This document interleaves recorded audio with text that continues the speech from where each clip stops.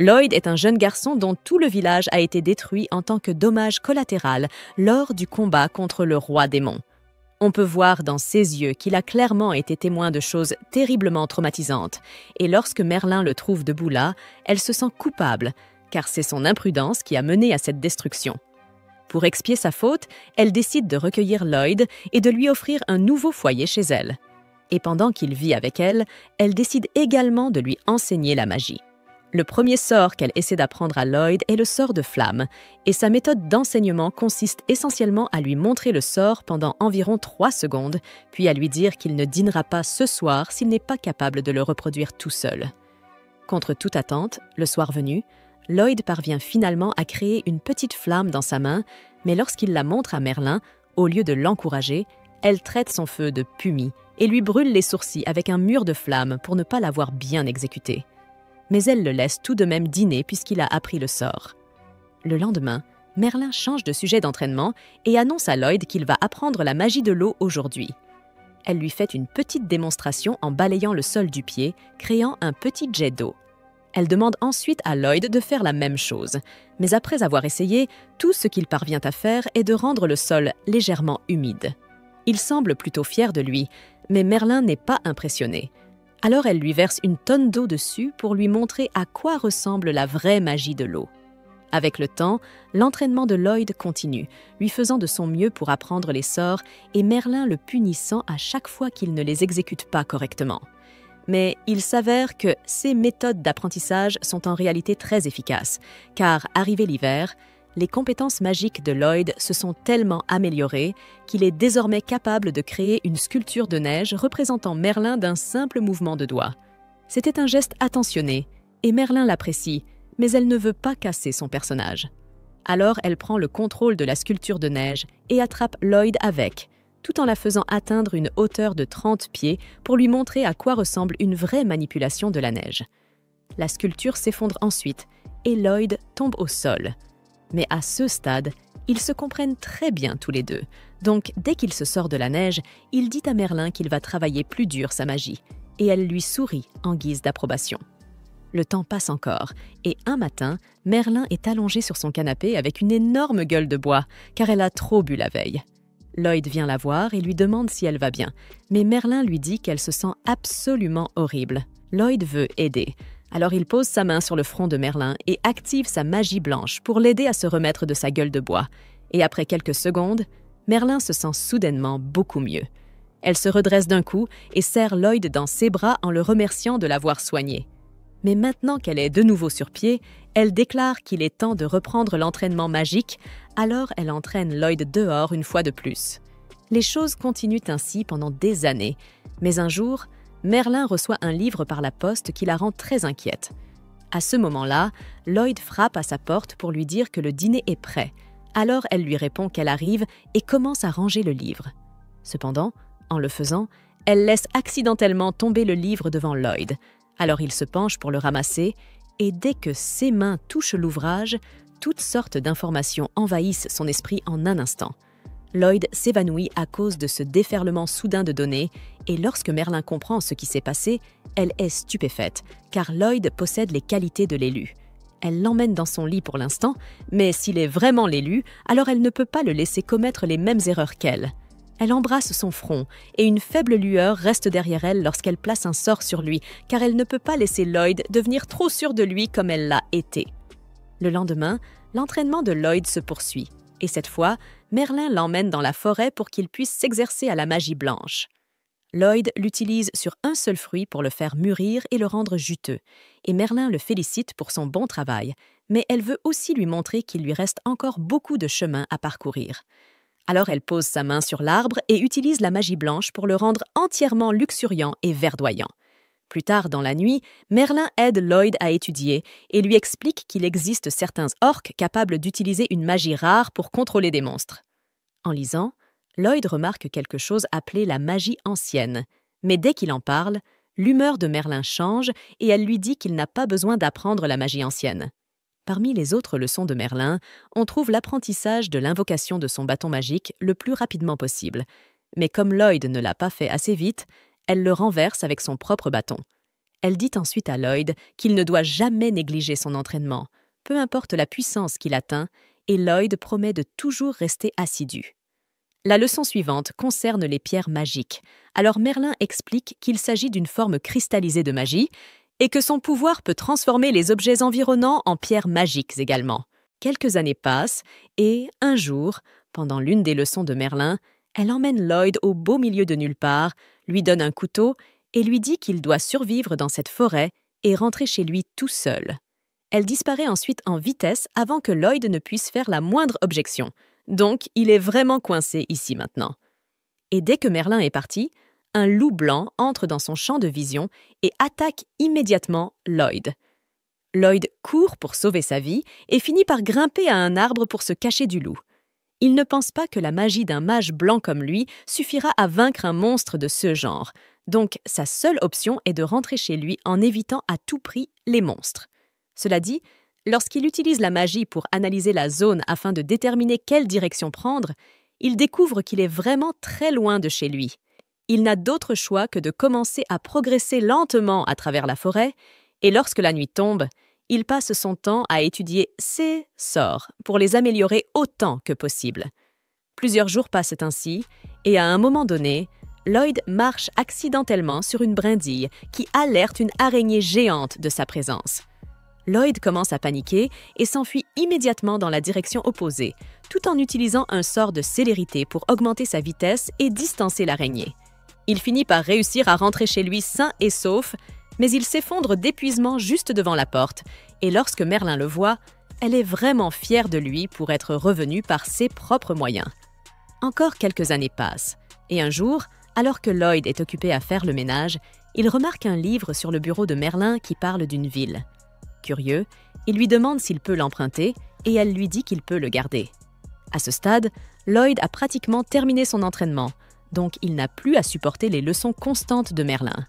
Mais maintenant, un jour sur deux, elle l'embarque pour l'aider à développer de nouveaux sorts, car le talent de Lloyd pour la création de magie est remarquable. Il est content qu'elle le traite désormais comme un égal, mais il n'a pas dormi de toute la semaine, car Merlin le fait veiller chaque nuit pour ses recherches magiques. Il commence à en avoir assez de cette pression constante, et il est toujours très curieux de savoir ce qu'est la vie en ville, alors il finit par prendre une décision radicale. Le lendemain matin, Merlin monte dans la chambre de Lloyd pour lui demander son aide sur de nouvelles recherches magiques, mais à sa grande surprise, il n'est nulle part. Et à en juger par le livre laissé sur son bureau, elle a une bonne idée de l'endroit où il est allé. Pendant ce temps, Lloyd vient tout juste d'arriver en ville, et alors qu'il marche dans les rues, il est stupéfait de voir à quel point tout le monde est occupé. Comme c'est la toute première fois qu'il se rend en ville, il dépense tout son argent en achetant simplement un morceau de pain, et il se rend compte qu'il va devoir rapidement trouver un travail. Par chance, une affiche de recrutement d'aventuriers lui arrive droit au visage, alors Lloyd décide de s'inscrire pour le poste. Pendant ce temps, un homme mystérieux suit Lloyd, semblant plutôt intrigué par son choix.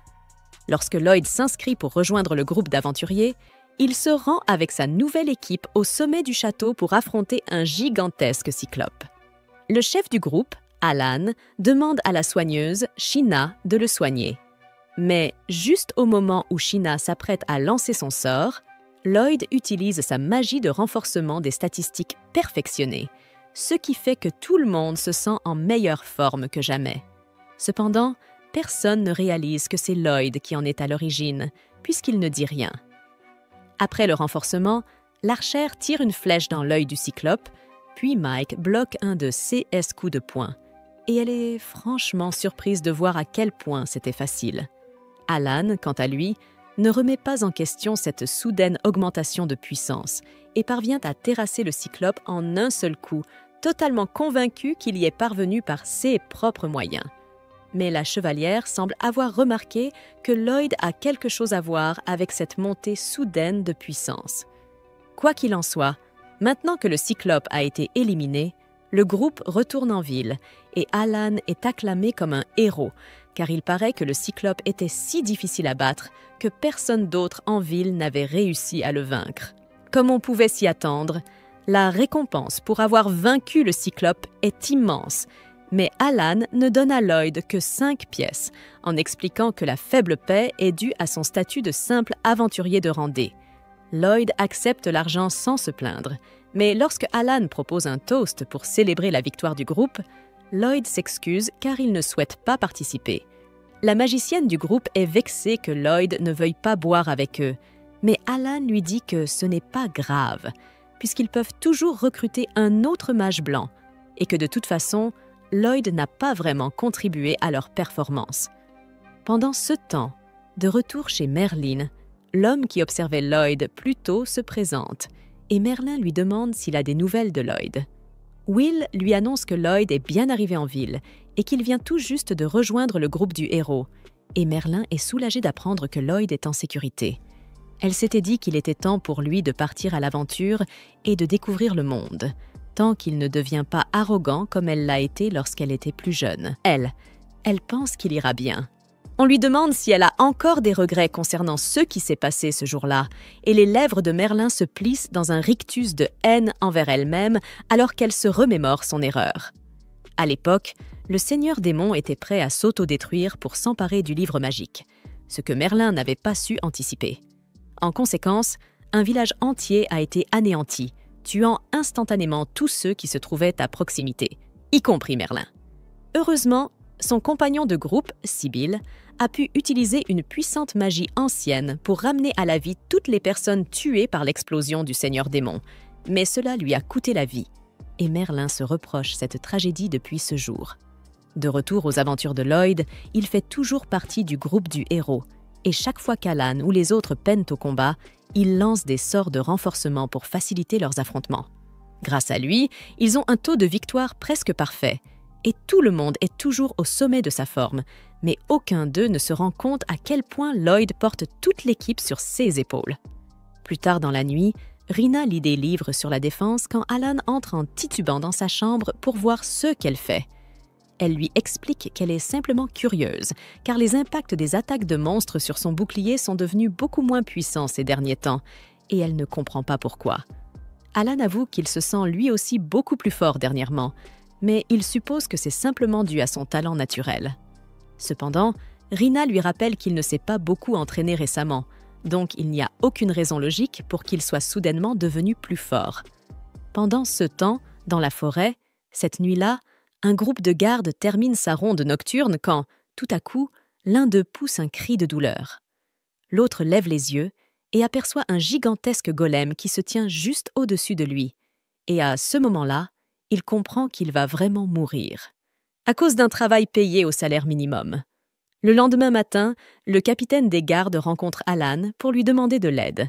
Il lui explique que les gardes qui étaient de patrouille cette nuit-là ont été tués de manière brutale. Alan accepte immédiatement la demande, pensant qu'il sera facile de vaincre un golem. Plus tard dans la journée, ils se rendent sur le site de l'attaque et, grâce à la magie de pistage de Lloyd, ils parviennent à localiser le golem dans une grotte derrière la cascade. Comme Lloyd continue de soutenir tout le monde, ils réussissent facilement à vaincre le golem. Mais un démon se trouve à proximité et en crée un nouveau à partir des rochers du plafond. Lloyd observe de plus près le démon et réalise qu'il utilise son bâton et une pierre magique pour contrôler le golem. Et les pierres magiques sont extrêmement dangereuses. Il doit donc agir rapidement avant que les choses ne dégénèrent. Il lance un sort d'amélioration de la précision et ordonne à Lulu de tirer une flèche sur le démon. Lulu est un peu surprise par cet ordre soudain, surtout que le démon est caché derrière un mur, mais elle obéit quand même, et sa flèche atteint miraculeusement sa cible. Lloyd ordonne alors à Mia de téléporter le bâton jusqu'à lui, et dès qu'elle le fait, Lloyd lance un sort pour en sceller le pouvoir. Alan commence à s'énerver en voyant que Lloyd donne des ordres aux autres alors qu'il est censé être le chef. Il essaie donc d'affirmer son autorité en fonçant pour porter le coup final au golem. Lloyd ne veut pas le laisser mourir, alors il lance un sort d'accélération sur lui-même et court en avant pour pousser Alan hors de danger, juste avant que le golem ne lui écrase la tête. Mais Alan ne reconnaît même pas le fait que Lloyd vient de lui sauver la vie. Au lieu de ça, il lui crie dessus pour s'être mis en travers de son chemin. Alan achève ensuite le golem, et lorsqu'ils retournent en ville, il renvoie Lloyd du groupe sous prétexte qu'il l'agace. il l'accuse également de ne jamais rien faire pour aider l'équipe. Et à cause de toutes les années où Merlin lui a répété que ses compétences n'étaient pas suffisantes, Lloyd est naturellement convaincu que le problème vient de lui. Il accepte donc de quitter le groupe sans faire d'histoire et, au cours des jours suivants, il tente de trouver une nouvelle équipe à rejoindre. Mais c'est très difficile, car la plupart des groupes sont déjà complets et les mages blancs ne sont pas très recherchés. Cependant, par chance, une fille nommée Yui a justement désespérément besoin d'un mage blanc, et dès qu'elle trouve Lloyd, elle lui saisit la main et le supplie de rejoindre. En revenant un peu en arrière, Lloyd errait dans les rues de la ville, encore marqué par la douleur d'avoir été expulsé du groupe par Alan. Ce jour-là, le chef avait eu l'audace de lui reprocher de se cacher derrière ses coéquipiers, laissant tout le travail de guérison à Sheena. Aussi étrange que cela puisse paraître, Lloyd lui-même admet qu'à cette époque, il n'était pas si fort que ça. Alors, tout bien considéré, il avait plutôt bien encaissé le rejet. Sur son chemin, il passa devant une fontaine ornée d'une petite statue représentant *L*, ce qui lui rappela à quel point elle était incroyable. Il y avait eu un moment où elle lui avait dit qu'il n'était pas prêt à affronter les choses seul, et maintenant, il comprenait. Elle avait raison. Pendant ce temps, le groupe censé recruter le mage blanc s'était réuni pour une mission: infiltrer la forteresse en bois d'un gang appelé le Dirty Block *. La fille aux cheveux roses semblait confiante, mais même elle savait que cette quête de haut rang n'allait pas être facile, ce qui mettait le reste du groupe mal à l'aise. Certes, ces aventuriers étaient forts, mais leurs ennemis étaient nombreux, expérimentés et incroyablement bien organisés. Ce ne serait pas un combat facile. Et pourtant, les assaillants ne s'étaient pas déplacés pour rien.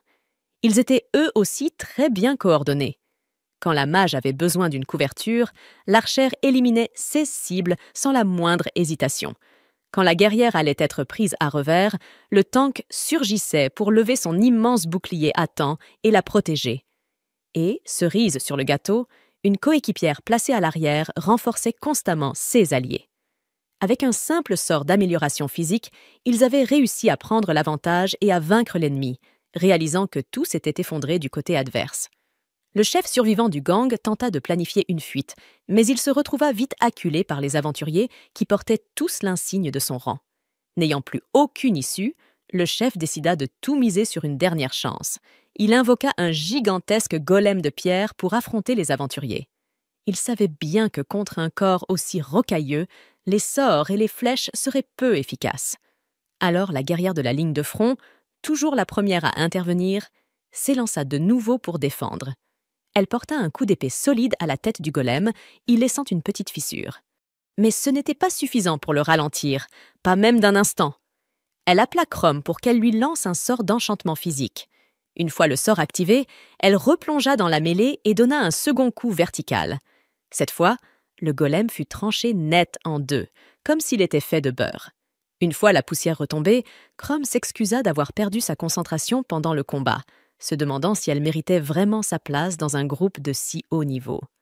Mais la guerrière la rassura, lui disant qu'il n'y avait pas de quoi s'inquiéter. Tout le monde comprenait que Chrome traversait une période difficile, surtout avec sa sœur Sylvie, qui vivait aussi un moment compliqué. Dans la scène suivante, on revient au moment où Lloyd se fait refouler par l'archère au sein de la guilde des aventuriers, juste avant que la fille aux cheveux roses n'arrive en trombe.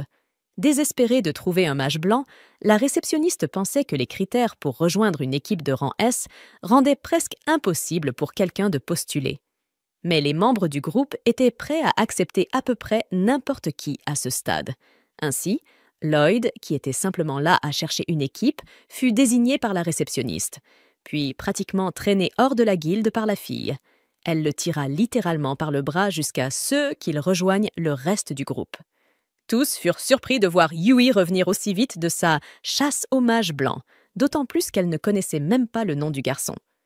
Yui lui demanda de se présenter, et Lloyd, un peu mal à l'aise, dit son nom.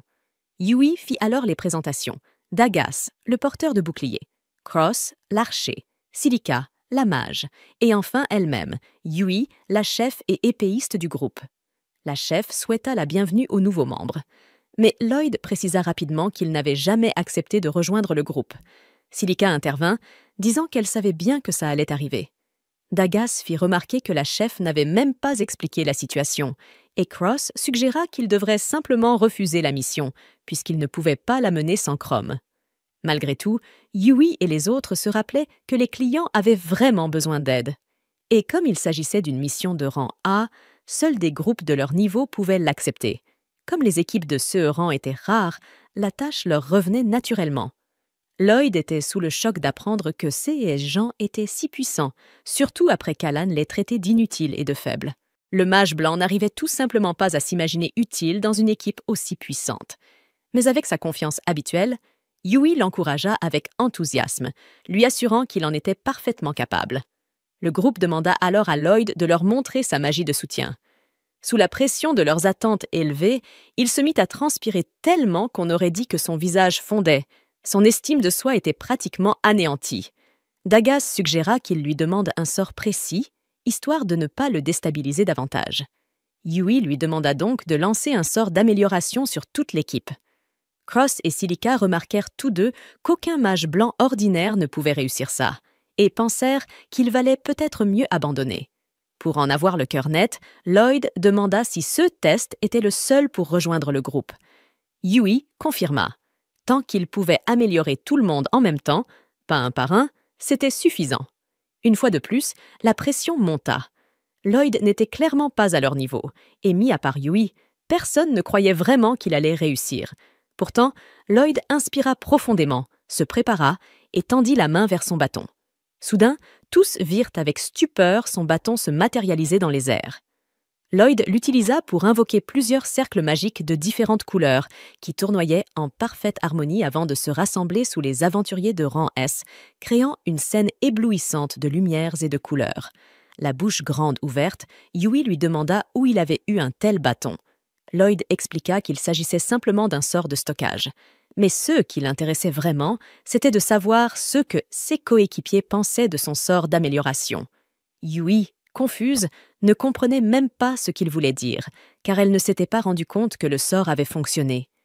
Les autres tentèrent de percevoir un quelconque changement en eux, mais seul Cross se sentit un peu plus léger. Pour vérifier, Yui s'approcha d'un énorme tronc d'arbre et le trancha net d'un seul coup d'épée, laissant tout le monde complètement bouche bée. C'est alors que Lloyd révéla avoir lancé 5 sorts différents. Amélioration physique, augmentation de la défense, renforcement de la puissance magique, réduction de la consommation de mana et résistance aux altérations d'état. Pour lui, lancer un seul sort paraissait trop basique. Il s'était donc dit que tout le monde attendait peut-être quelque chose d'un peu plus impressionnant. Mais en voyant les visages choqués de chacun, le mage blanc crut qu'il avait tout gâché et s'excusa d'avoir fait quelque chose d'aussi basique, puis tourna les talons, convaincu qu'il n'avait pas sa place dans cette équipe. Mais Yui et les autres le rappelèrent aussitôt. Après avoir réalisé qu'il avait tout mal interprété, Lloyd révéla peu après au groupe qu'il avait autrefois fait partie du groupe légendaire composé des 4 seuls héros du monde.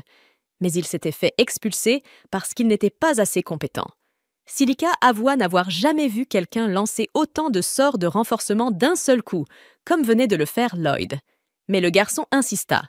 Il y avait plein de mages blancs de son niveau. Il suffisait de frapper un arbre au hasard et 5 comme lui en tomberaient. Cross ne put s'empêcher de lui demander d'où venait cette estime de soi sortie tout droit d'un vide-grenier. Lloyd leur suggéra alors de tenter de faire revenir la mage blanche qui faisait autrefois partie de leur groupe. À ce sujet, ils expliquèrent que Chrome avait une petite sœur malade et qu'elle s'occupait d'elle chaque jour tout en continuant à partir en mission. Cette fatigue constante avait fini par user sa santé, au point que cela commençait à nuire à son travail. Lors d'une mission récente, la pauvre fille s'était tout simplement effondrée. Elle décida donc de quitter le groupe d'elle-même, convaincue qu'elle ne faisait que leur causer des problèmes. Normalement, cela n'aurait pas posé problème pour la plupart des quêtes. Mais affronter un défi de rang A sans mage blanc? Pas vraiment une idée brillante. C'est pourquoi il cherchait désespérément quelqu'un qui pouvait remplir ce rôle. En voyant à quel point les autres respectaient encore Chrome, même après son départ, Lloyd ressentit une pointe de jalousie et demanda des détails sur la maladie de sa sœur. Ils avouèrent qu'ils n'en savaient pas beaucoup, mais il semblerait qu'il s'agisse d'une maladie qui transforme progressivement tout le corps en Magistone. À cet instant, Lloyd se souvint d'une leçon que lui avait donnée son ancienne maîtresse. Elle lui avait expliqué que la Magistone est une cristallisation de mana et que son pouvoir a tendance à transformer tous ceux qui l'entourent en Magistone également. Ce jour-là, Lloyd lui avait demandé s'il existait un moyen de guérir ce mal. En y repensant maintenant, il demanda à être conduit chez Crom. Quelque temps plus tard, le mage blanc arriva à la maison de son ancienne coéquipière, accompagné de l'actuel chef du groupe. Il alla droit au but, demandant des nouvelles de la petite sœur de Crom. Crom expliqua qu'elle avait l'habitude d'aventurer aux côtés de Sylvie, sa sœur, mais que cette dernière avait été blessée au cours d'un combat, ce qui l'avait laissée inconsciente. Pour vérifier les symptômes, Lloyd est conduit dans la chambre où repose Sylvie. Dès que la porte s'ouvre, il ressent une puissante vague de mana sombre envahir toute la pièce. Crom soulève la couverture, révélant le corps de sa sœur, lentement envahi par la Magistone. Lloyd déclare que si sa théorie est correcte, il peut la guérir. Crom, encore incrédule, fait remarquer que même des mages très avancés n'ont pas réussi à faire cela. Mais Lloyd reste confiant. Il explique que la cause pourrait être une coupure que Sylvie aurait subie avec une Magistone d'une pureté extrême. Il demande si elle s'est blessée dans une grotte riche en mana, et Crom confirme. Elles étaient en mission pour extraire de la Magistone, et sa sœur s'était coupée sur le côté. En entendant cela, Lloyd comprend immédiatement ce qui s'est passé. Le mana est entré dans la plaie et s'est répandu dans tout son corps, exactement comme son mentor lui avait enseigné. Peu importe qui est ce garçon ou qui est son maître, Crom est désespéré de sauver sa sœur et accepte de le laisser tenter sa chance. Lloyd s'approche de la patiente, lève son bâton et émet une lumière qui entre en conflit direct avec le mana sombre entourant le corps de Sylvie. La pression est si intense qu'il doit faire une pause un instant. Il explique qu'il utilise une version inversée du sort de transfert de mana, aspirant le mana hors du corps de Sylvie, réécrivant ainsi le sort à la volée. Il ajoute que la transformation en Magistone progresse parce que le mana est devenu incontrôlable et qu'il doit réduire ce niveau de mana au plus proche de 0. S'il n'arrive pas à retirer ce mana, tout traitement sera inutile. Lloyd commence alors à utiliser aussi de la magie curative, mais pas n'importe quel sort de soin, une version modifiée, cassée, qui consomme presque aucun mana, lui permettant d'absorber encore plus de mana de Sylvie, tout en la soignant en même temps. Au milieu de tout cela, Yui demande si ce qu'il fait est vraiment difficile, et Crom répond que « difficile » ne suffit même pas à décrire ça. Ce que fait ce mage, utiliser des sorts qu'il a lui-même créés et en lancer 2 types en même temps, est déjà impressionnant en soi. Mais ce qui est vraiment stupéfiant, c'est que Lloyd possède l'endurance et la force mentale nécessaires pour supporter un tel flux de mana à travers son propre corps. Aucun humain ordinaire ne pourrait faire une chose pareille. Peu à peu, le processus de guérison se poursuit, et Yui observe avec émerveillement les parties du corps de Sylvie qui étaient en train de se transformer en Magistone, revenir progressivement à la normale. Bientôt, lorsque son corps est complètement restauré, Lloyd arrête le sort et se met à halter, complètement épuisé. Sylvie finit par se réveiller, découvrant le visage en larmes de sa sœur à son chevet, une scène qui arrache un sourire à la fois à Lloyd et à Yui. Après cette épreuve miraculeuse et périlleuse, Crom remercie sincèrement Lloyd pour son aide, lui promettant qu'elle reprendra un jour l'aventure aux côtés de sa sœur, une fois que Sylvie sera totalement remise. Avant que Lloyd ne parte, Crom lui confie qu'elle est convaincue qu'il peut parfaitement diriger le groupe, car il a déjà prouvé de quoi il est capable. Mais Lloyd lui rappelle qu'il n'est même pas officiellement membre, qu'il n'a tout simplement pas le niveau pour ça selon lui. Le soir venu, l'équipe de rang S se réunit à nouveau pour célébrer la bonne nouvelle. Sylvie, la sœur de Crom, est enfin guérie de sa terrible maladie de Astérisque Magistone Astérisque. Tout cela grâce à un jeune mage blanc débutant qui s'est révélé bien plus talentueux que ceux que tout le monde imaginait. Malgré cet exploit incroyable, Lloyd reste humble, affirmant qu'il n'a rien fait d'exceptionnel.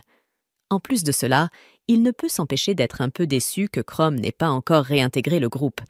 Mais l'équipe est simplement heureuse que leur ami ait droit à un nouveau départ, ce qui rend Lloyd d'autant plus conscient de la différence avec la manière atroce dont il avait été traité par son ancien groupe. Alors que la célébration bat son plein, Dagaz pose une question à brûle-pourpoint. « Si vous pouviez renaître, que voudriez-vous devenir ?» Silica admet qu'elle aimerait se marier. Yui dit la même chose, mais ajoute qu'elle veut aussi devenir une grande héroïne, avec ce groupe. Soudain, Lloyd les interrompt et demande s'il peut rejoindre officiellement l'équipe. Instantanément, il est évident que tout le monde est d'accord pour accueillir ce nouveau coéquipier, et la chef propose même d'organiser une fête de bienvenue pour lui. Fidèle à sa nature modeste, le mage blanc ne pense pas que ce soit nécessaire, mais Yui le pousse littéralement à accepter. Voyant ça, les autres se moquent d'elle, disant qu'elle veut juste une excuse pour boire jusqu'à plus soif, ce à quoi Yui répond en s'énervant, jurant que ce n'est absolument pas vrai.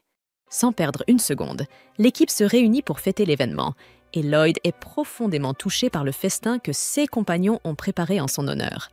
Sans faire preuve d'une humilité excessive, il se jette sur la nourriture avec un enthousiasme sincère, ne refusant aucun plat. Il fait l'éloge de la qualité des produits locaux, mais ses camarades restent un peu perplexes. Après tout, ce restaurant n'est que moyen, selon les standards de la ville. Pourtant, en savourant chaque bouchée, Lloyd se rappelle que les choses n'ont pas toujours été aussi riches à l'époque de sa jeunesse. Alors qu'il s'entraînait avec son maître, ses amis, intrigués, lui demandent ce qu'il veut dire par là. Il leur explique alors qu'il avait un mentor qui lui avait enseigné la magie.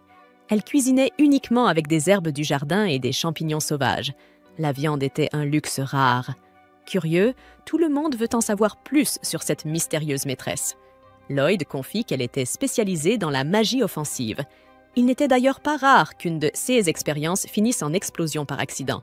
Malgré tout, elle lui avait aussi transmis quelques sorts de soutien, car elle était bien plus talentueuse que lui dans tous les domaines. Séduite par cette description, Silica envisage de lui demander des conseils un jour. Mais Lloyd l'avertit aussitôt. Côtoyer cette magicienne, c'était risquer sa vie quotidiennement. Cross en déduit qu'elle devait être plutôt stricte, mais Lloyd admet qu'elle avait également un côté doux. Malgré sa maladresse et ses méthodes parfois dangereuses, elle possédait une vraie bonté qui transparaissait. C'est alors que la chef d'équipe annonce qu'il est temps de discuter stratégie. Mais avant toute chose, tout le monde s'accorde à dire qu'il faut d'abord mettre le nouveau au courant des détails de la mission. Yui, qui n'est pas doué pour les explications, tente de passer la responsabilité à Dagas. Celui-ci lui rappelle qu'elle est officiellement la leader, mais comme elle se défile, il accepte de prendre le relais. Le porteur de bouclier expose alors la situation. Leur objectif est d'éliminer des groupes de monstres qui ravagent les fermes des environs. Apparemment, il ne s'agit pas d'un seul type de créature, mais de plusieurs races différentes qui unissent leurs forces.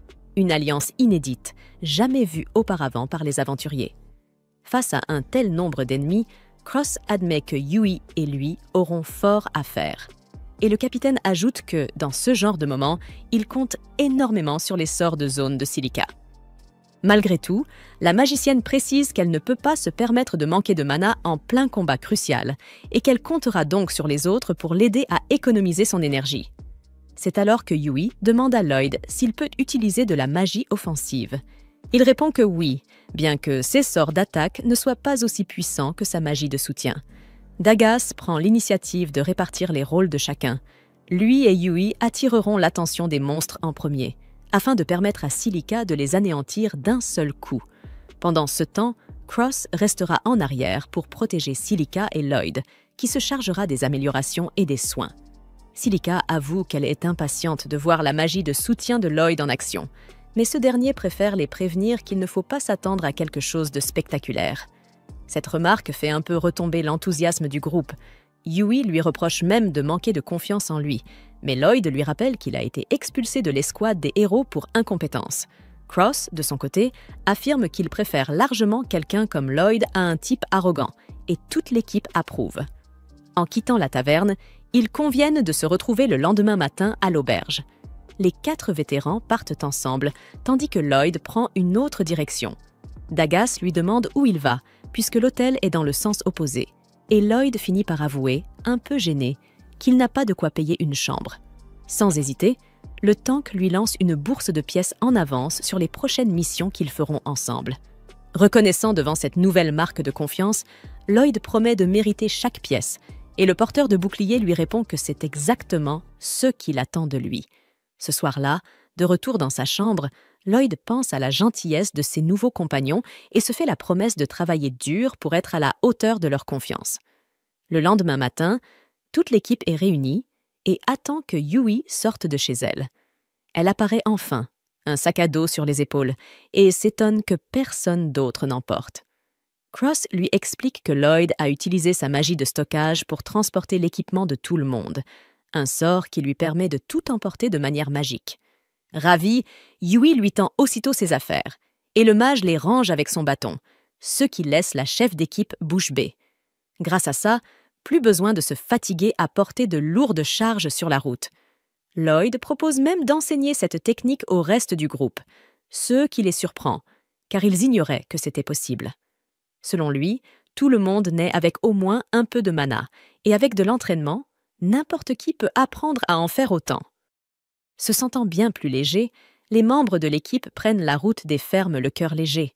Une fois arrivés dans une certaine zone, Dagas leur indique que juste au-delà de ces montagnes s'étend la Mégocratie, le territoire des démons. Pour l'instant, ces derniers restent discrets, mais nul ne sait quand ils tenteront à nouveau de conquérir le continent, car c'est toujours leur objectif final. Un peu plus loin, le groupe arrive devant un pont terrifiant, où une chute signifierait une mort certaine. Pour détendre l'atmosphère, Yui change de sujet avec une question imprévue. Quand tu dois improviser pour te sortir d'une situation difficile, tu fais quoi avec de l'eau? Les autres commencent aussitôt à proposer des réponses absurdes. Je la fais bouillir. Je la renverse. Je la gèle. Je la lance. Je la bois. Je me la verse sur la tête. Voyant que Lloyd est complètement perdu, la capitaine l'encourage à participer en lui demandant d'inventer une réponse, lui aussi. Lloyd soupire, disant que ce n'est pas le genre d'entraînement que son maître lui a donné. Alors Cross lui explique que le but est justement de dire n'importe quoi, juste pour rire et relâcher la pression. Yui ajoute que c'est leur manière à eux de rester détendus pendant les longs trajets. Pour être honnête, Lloyd ne comprend pas trop l'intérêt de tout ça. Mais Yui lui répond que, même si la mission est difficile, rester tendu en permanence finit par épuiser tout le monde. Puis, elle lance une autre question. Quand tu partages le butin d'une chasse, tu le divises équitablement. Mais comment appelle-t-on quelqu'un qui crée une toute nouvelle voie? Les trois plus expérimentés répondent aussitôt « coupeur de sentier »,« éclaireur »,« partageur de route ». Il ne reste que Lloyd, qui hésite longuement, cherche quoi dire, puis finit par lâcher. J'ai marché sur un chemin difficile. 6 compagnons ne sont pas très impressionnés, mais au moins il a joué le jeu. Et c'est déjà ça. Pendant ce temps, au cœur d'une forêt obscure, une silhouette encapuchonnée s'agenouille en prière devant une pierre noire, irradiant une énergie chaotique. Retour avec le groupe. Comme ils n'ont pas de lourdes charges à porter, ils arrivent plus tôt que prévu sur le lieu du campement. Il ne faut pas longtemps pour monter les tentes et préparer le feu pour le repas. Yui demande si elle peut aller se baigner maintenant, mais Dagas lui rappelle qu'il reste encore à chercher du bois et de quoi manger. En entendant cela, Lloyd se porte volontaire pour aller chercher du bois, ce qui permet à Yui de tirer Silica vers l'eau sans attendre. Un peu plus tard, après avoir ramassé quelques branches au sol, Lloyd estime qu'il en a assez pour rentrer. Alors qu'il range les bûches, Lloyd aperçoit des fruits identiques à ceux que son maître faisait pousser par magie. Curieux, il en croque un, puis décide d'en cueillir un bon tas pour les ramener à l'équipe. Mais soudain, un cri de fille retentit. Sans hésiter, il se précipite vers la source du bruit. Au bord de la rivière, là où Yui et Silica prenaient leur bain, une immense créature aquatique surgit avec menace. Lloyd la reconnaît immédiatement, un basilic. Profitant de l'eau pour accélérer, le serpent fonce sur les 2 filles avec une telle vitesse qu'il est clair qu'elles n'ont aucune chance de s'échapper à temps. Elles essaient de battre en retraite autant que possible, mais honnêtement, la situation semble désespérée. Heureusement, Lloyd arrive juste à temps pour lancer un sort offensif sur le basilic, détournant son attention et permettant aux filles de nager jusqu'à la rive. Il fait apparaître leurs armes depuis son sort de stockage et les leur lance, puis leur jette un sort de soutien pour renforcer leur capacité. Alors que le basilic s'élance vers lui, Yui surgit et tranche la bête en 2 d'un coup net. Mais même blessée, la créature refuse de mourir sans combattre. Voyant que le danger persiste, Silica invoque une boule de feu et réduit la bête en cendres dans une explosion flamboyante. Tandis que Yui laisse exploser sa joie, Silica reste bouche bée, se demandant d'où lui est venue une telle puissance magique. Leur capitaine remercie le mage blanc pour son aide. Sans lui, elles auraient fini dans l'estomac du monstre. Puis lui demande de ranger son épée. Elle désigne la rive opposée, là où elle avait laissé le fourreau. Mais dans son geste, sa serviette glisse. Elle pousse alors un cri assourdissant. Elle est complètement nue! Plus tard, toute l'équipe se réunit pour apprendre la magie de stockage. Mais Yui, rouge écarlate, n'ose même plus croiser le regard de qui que ce soit, avec une grosse marque rouge sur la joue de Lloyd. Ce dernier tente de leur expliquer. Il suffit de créer un espace entre les paumes et d'y placer un objet. Honnêtement, personne ne comprend vraiment, mais chacun tente l'expérience. Voyant que cela ne mène nulle part, Lloyd s'excuse de ne pas être un meilleur professeur et d'être aussi inutile. Dagas lui dit de ne pas se dévaloriser autant et Cross rappelle qu'ils débutent tous dans ce domaine. Touché par leur patience et leur bienveillance, Lloyd finit par esquisser un sourire sincère. Silica, elle, a l'idée de prononcer simplement le mot astérisque, stockage astérisque à voix haute. Et là, la magie opère dans ses mains. Il s'avère que tout ce qui leur manquait, c'était une incantation. Ils ne sont pas encore comme Lloyd, bien sûr, mais grâce à cette nouvelle technique, ils font déjà de gros progrès avant même la fin de l'après-midi. Silica réussit à ranger son bâton grâce à la magie de stockage, sous les applaudissements de S.A. compagnons. Cross tente de faire de même avec son équipement, mais ne parvient à faire disparaître que la moitié de ses affaires. À la tombée de la nuit, le mage blanc du groupe est assis près du feu, tandis que Yui surveille les alentours, remarquant qu'aucun monstre n'est en vue.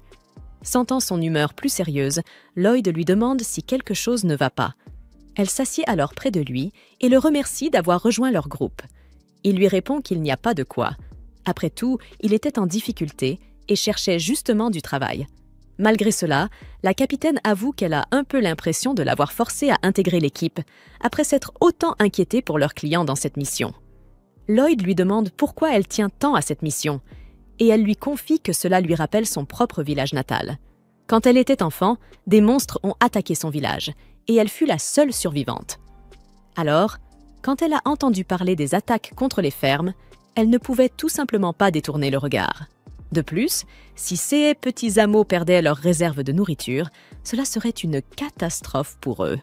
Au beau milieu de son récit, Lloyd lui demande de se taire un instant et de réveiller les autres pendant qu'il saisit son bâton. Une fois le groupe debout, tous se cachent entre les arbres et observent un groupe d'araignées géantes, des astérisques Paulurk astérisques, traversant une zone de la forêt exactement comme indiqué dans leur mission. Les araignées changent de trajectoire et commencent à se diriger vers eux. Les aventuriers tentent de battre discrètement en retraite, mais Yui marche sur une branche sèche, provoquant un craquement net. Alertés, les créatures bondissent aussitôt à leur poursuite. Évidemment, les humains prennent la fuite à leur tour, mais l'une des Paulurk effectue un gigantesque saut et atterrit juste devant eux, bloquant leur passage pendant que les deux autres les encerclent. Aussitôt, chacun invoque ses armes stockées et tente de repousser les attaques de toile lancées par les monstres. Silica, hélas, voit son bâton se coller à un arbre à cause d'un filet visqueux, et en un rien de temps, tout le champ de bataille se retrouve recouvert de soie, rendant chaque mouvement plus difficile à chaque seconde. Pris de panique, Dagas demande ce qu'ils doivent faire, et Lloyd déclare qu'il va empêcher les monstres de bouger. Brandissant son bâton, le mage blanc fait apparaître plusieurs cercles magiques et crie à Yui de passer à l'attaque.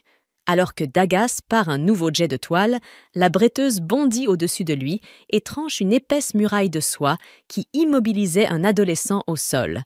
Avec le passage dégagé, Cross saute dans l'arbre où le bâton de Silica est resté coincé et parvient à le récupérer. Yui lève son fourreau devant elle pour se protéger d'une salve de toile lancée par un Paulurk, encaissant l'impact de plein fouet. Profitant de cette ouverture, elle se jette en avant et tranche les pattes du monstre. Un deuxième ennemi s'avance aussitôt pour l'affronter, mais subit le même sort, projeté au sol, inerte. Alors que le second Paulurk tire une nouvelle salve, Yui utilise la force du jet comme propulsion, se projetant droit vers le troisième monstre. Grâce à cet élan, elle parvient à sectionner 2 de ses pattes d'un seul coup. Silica intervient aussitôt, déchaînant une rafale de boules de feu. En même temps, Cross tire des flèches à travers chacune d'elles, provoquant une série d'explosions flamboyantes à l'impact. Avec la victoire acquise, Lloyd s'excuse d'avoir donné des ordres sans prévenir, mais Dagas le rassure. Au contraire, son intervention a été d'une grande aide. Il a les compétences et les connaissances pour diriger. D'ailleurs, Yui affirme clairement qu'à partir de maintenant, il compte sur lui pour prendre les décisions, et les autres acquiescent en silence, le nommant presque comme leur nouveau chef. Le lendemain matin, le groupe démonte le campement. Chacun range désormais ses affaires par lui-même, utilisant la magie de stockage qu'ils ont apprise. Alors que les autres prennent la route, Lloyd reste un instant en arrière, songeur. Il se demande ce que faisaient des Polurk dans cette région et où ils se rendaient. Mais avant qu'il ne puisse y réfléchir davantage, Yui l'appelle au loin. Il sort de ses pensées et se dépêche de rejoindre ses compagnons. Quelques jours plus tard, alors que Lloyd montait la garde seul pendant la nuit, ses pensées revenaient aux monstres araignées. Il se disait qu'ils auraient peut-être dû les examiner plus attentivement. C'est alors que Yui et Silica apparurent, l'appelant par son nom et lui demandant s'il comptait encore faire la garde tout seul cette nuit-là. Lloyd acquiesça, mais les deux filles montrèrent des signes d'inquiétude. Cela faisait un moment qu'il enchaînait les veilles nocturnes sans repos. Elles insistèrent pour qu'il tourne avec les autres membres du groupe afin de préserver ses forces. Mais Lloyd leur répondit qu'il allait très bien et qu'il préférait que les autres gardent leur énergie, au séas où un combat éclaterait. Yui s'apprêtait à lui faire la leçon, mais Silica l'arrêta doucement. Elle lui demanda de respecter la décision de Lloyd, tout en le priant de ne pas hésiter à leur dire si cela devenait trop difficile à gérer pour lui. Pendant ce temps, depuis leur tente, Cross et Dagas observèrent la scène, inquiets face à l'obstination de Lloyd. Le lendemain, le groupe reprit la route. Lors d'une pause, Lloyd tenta de détecter la présence de monstres à proximité. Rassuré par l'absence de danger, il fut interrompu par Yui qui arriva en courant, curieuse de savoir ce qu'il faisait. Il lui expliqua qu'il utilisait un sort de détection, une magie capable de localiser les monstres ou d'autres menaces dans les environs. Surprise, Yui avoua qu'elle n'avait jamais entendu parler de ce sort auparavant. Lloyd précisa que sa portée n'était pas très large, mais que c'était déjà mieux que rien. Yui s'inquiéta en comprenant qu'il assumait tout seul la responsabilité de la surveillance. Mais une fois de plus, Lloyd lui assura qu'il allait bien et qu'il n'avait pas besoin d'aide. En le voyant toujours seul à veiller sur eux, Yui finit par se dire que Lloyd ne leur faisait peut-être pas confiance, malgré leur amitié naissante. Silica tenta de la rassurer. Chacun avait son propre rythme pour s'ouvrir aux autres, et il y avait sûrement quelque chose dans le passé de Lloyd qui l'empêchait de se rapprocher facilement. Elle ajouta aussi qu'il devait y avoir une raison pour laquelle Lloyd ne voyait pas à quel point il était exceptionnel, et que c'est peut-être pour cela qu'il travaillait toujours trop dur, comme pour combler un vide. Intrigué, Yui exprima son envie d'en savoir plus sur son passé, mais Silica lui répondit avec douceur que Lloyd finirait bien par se confier, le moment venu. De son côté, Dagis rejoignit Lloyd pour lui demander un coup de main, pendant que Cross se proposa spontanément pour assurer la... Lloyd accompagna Dagas, qui était en train d'installer un système d'alarme élaboré autour du campement. Ce dispositif ingénieux permettrait d'alerter le groupe en CS d'approche de monstres. Impressionné, Lloyd observa en silence pendant que Dagas terminait les derniers ajustements. Une fois terminé, Dagas lui expliqua que désormais, l'alarme ferait le travail de surveillance et que Lloyd pouvait enfin se reposer un peu. Mais ce dernier refusa, affirmant qu'il n'en avait pas besoin et qu'il ferait un meilleur travail que n'importe quelle alarme. À ces mots, Dagas se retourna brusquement vers lui et le confronta. « Tu ne fais donc pas confiance au reste du groupe ?» Prise au dépourvu, Lloyd répondit qu'il leur faisait confiance. Mais Dagas secoua la tête. « Alors pourquoi tes actions disent le contraire ?» 6 paroles frappèrent Lloyd en plein cœur. Il se rappela ce que Merlin et son ancien supérieur lui avaient dit autrefois, qu'il était inexpérimenté, inutile. Il baissa les yeux et confessa. S'il ne travaillait pas dur, il risquait de devenir un poids pour les autres. Mais Dagas, avec assurance, lui répondit « Alors, sois un poids pour nous. » Lloyd le regarda, déconcerté. Il ne comprenait pas ce que cela signifiait. Dagas poursuivit calmement. « Si nous avons formé un groupe, c'est justement pour faire face ensemble à ceux qu'on ne peut pas gérer seul. On est là les uns pour les autres. Et forcément, chacun finit par causer des problèmes à un moment ou un autre.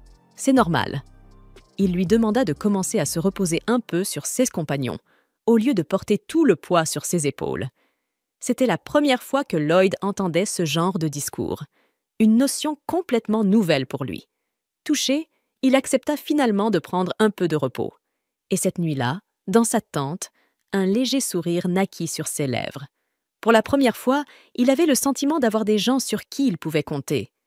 Le lendemain matin, désireux de mettre en pratique cette nouvelle façon de penser, il s'approcha timidement de Yui et lui demanda si elle voulait bien l'aider à aller chercher de l'eau. Ravie, elle accepta avec enthousiasme. Pendant ce temps, ailleurs dans le royaume, un noble du nom de Michel recevait un rapport d'un mage noir à l'allure douteuse. Ce dernier lui confirma avoir placé les pierres magiques à tous les emplacements indiqués. Satisfait, Michel déclara que leur plan pouvait désormais réussir sans grande difficulté. Le mage ajouta que leur manigance précédente avait eu pour effet de disperser les groupes d'aventuriers de haut rang, ceux qui les empêchaient désormais d'intervenir. Cependant, un obstacle potentiel restait, le groupe du héros. Michel, visiblement peu inquiet, répondit que cela ne changerait rien. Le groupe du héros ne se déplace que sur ordre direct du roi. Et dans tous les CAA, selon lui, le héros seul ne serait pas capable d'arrêter ceux qui allaient arriver. De retour dans la forêt, Lloyd et son groupe trouvèrent étrange l'absence totale de monstres autour d'eux. Intrigué, Lloyd décida d'élargir la portée de son sort de détection, et il parvint à localiser un groupe de monstres à environ 10 km devant eux. Cross fit remarquer que cela devait être très proche des fermes vers lesquelles ils se dirigeaient. Mais avant que Lloyd ne puisse donner plus de détails, Yui s'interposa brusquement dans la conversation, les yeux écarquillés. « Attends une seconde!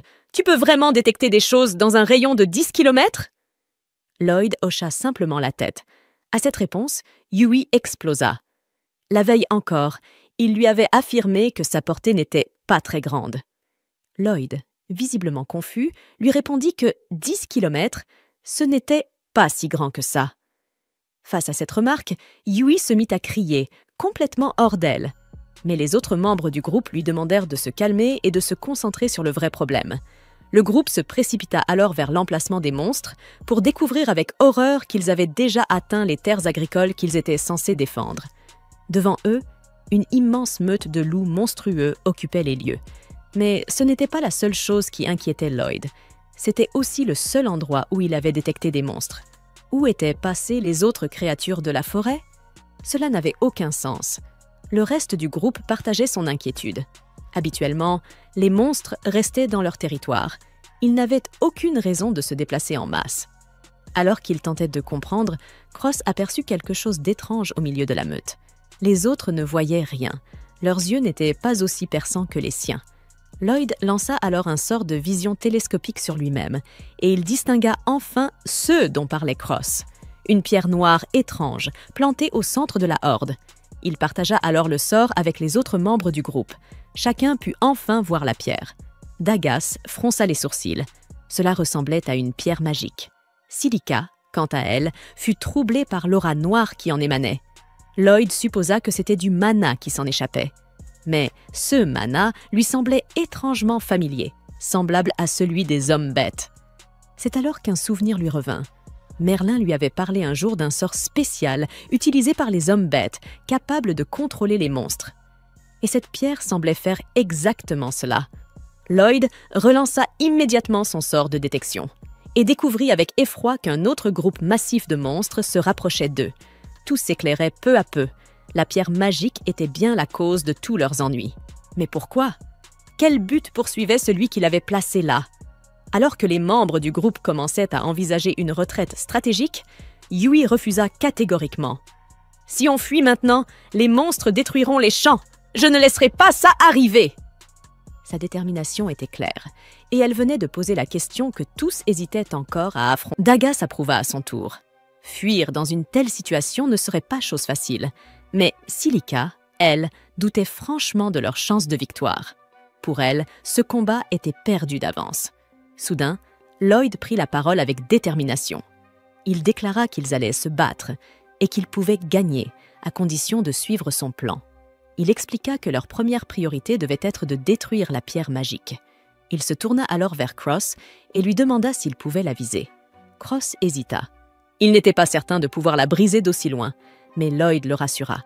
Tant qu'il pouvait la toucher, ce serait suffisant. Cross banda alors son arc et prit son temps pour bien viser. Pendant ce temps, Lloyd lança 3 sorts d'enchantement sur lui. Grâce à ces 16 enchantements, la flèche vola avec puissance. et brisa la Magistone en un seul impact. Stupéfait, Cross lui demanda comment il avait fait cela. Lloyd répondit calmement qu'il avait enchanté à la fois lui, son arc et ses flèches, une procédure standard, selon lui. Les autres n'en croyaient pas leurs oreilles. Un mage blanc ordinaire ne pouvait normalement pas enchanter simultanément une personne, une arme et un projectile. Mais Lloyd ne semblait même pas se rendre compte de l'exploit qu'il venait d'accomplir. Peu après, ils remarquèrent que les loups commencèrent à se battre entre eux. Avec la destruction de la pierre magique, leur nature agressive et chaotique avait repris le dessus. Lloyd sourit en voyant cela. C'était exactement ce qu'il avait prévu. La première phase de son plan venait de réussir. Malheureusement, la horde de monstres qu'il avait détectée plus tôt ne s'était pas arrêtée pour autant. Bientôt, elle surgit des bois. Face à cette nouvelle menace, Silica s'avança seule devant le groupe. Les monstres fonçaient droit sur elle. Tous les autres retenaient leur souffle. Mais Lloyd attendit, patient. Et au dernier instant, il donna l'ordre. Aussitôt, Silica lança son sort. Une gigantesque tornade de flammes s'abattit sur la horde, réduisant en cendres tous les monstres qui s'étaient approchés d'elle.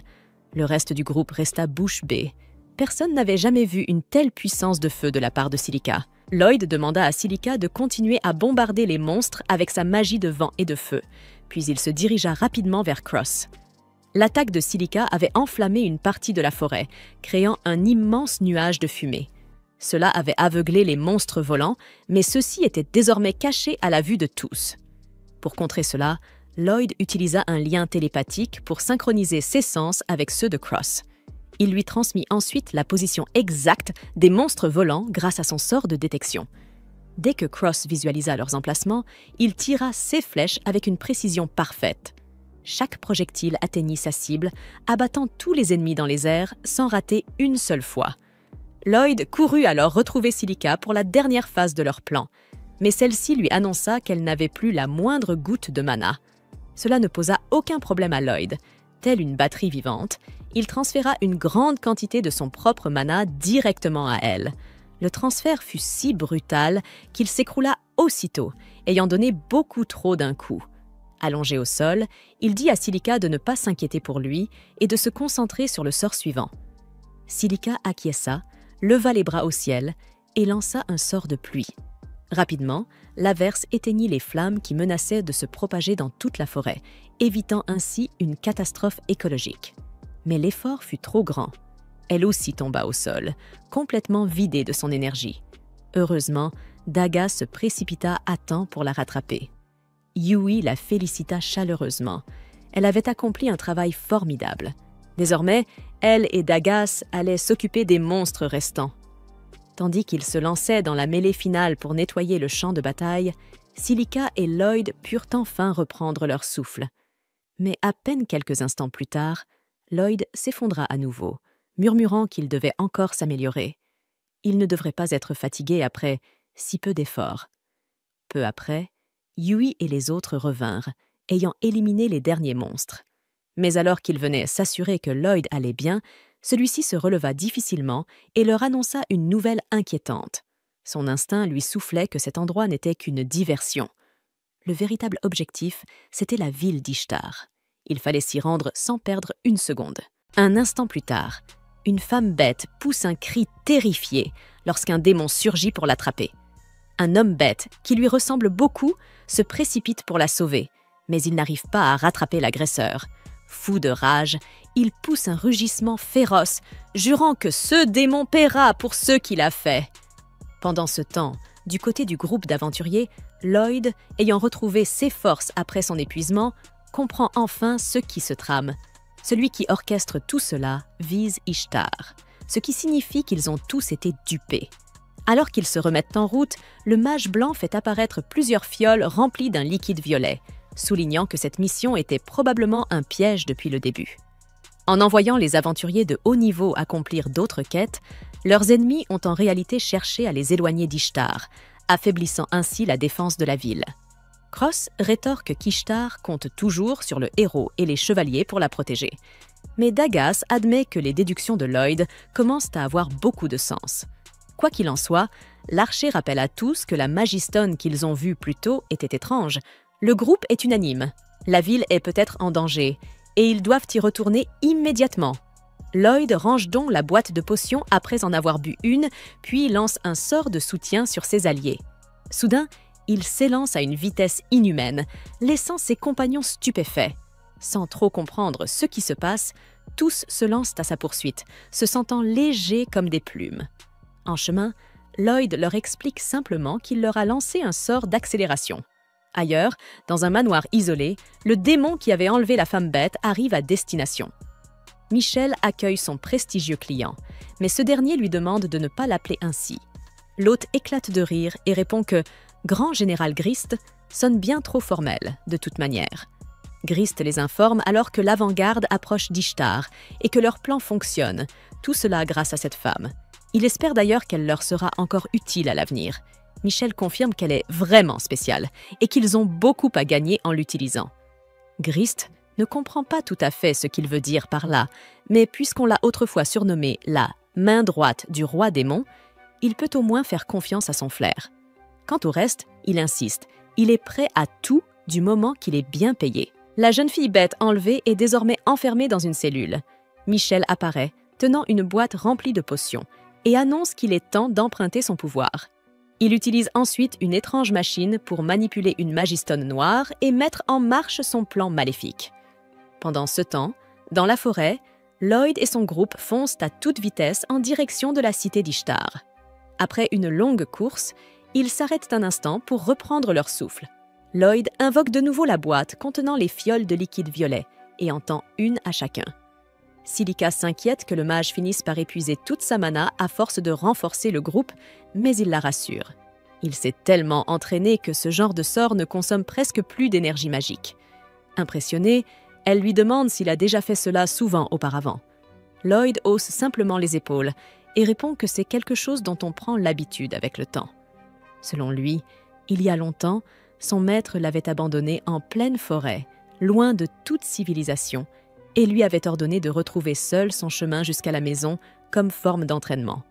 Pour un mage blanc, affronter des monstres seul est pratiquement impossible. La seule option qu'il avait, c'était fuir. Pour survivre, Lloyd avait dû utiliser tous les sorts de renforcement qu'il connaissait. Cet entraînement fut un véritable enfer pour le jeune mage.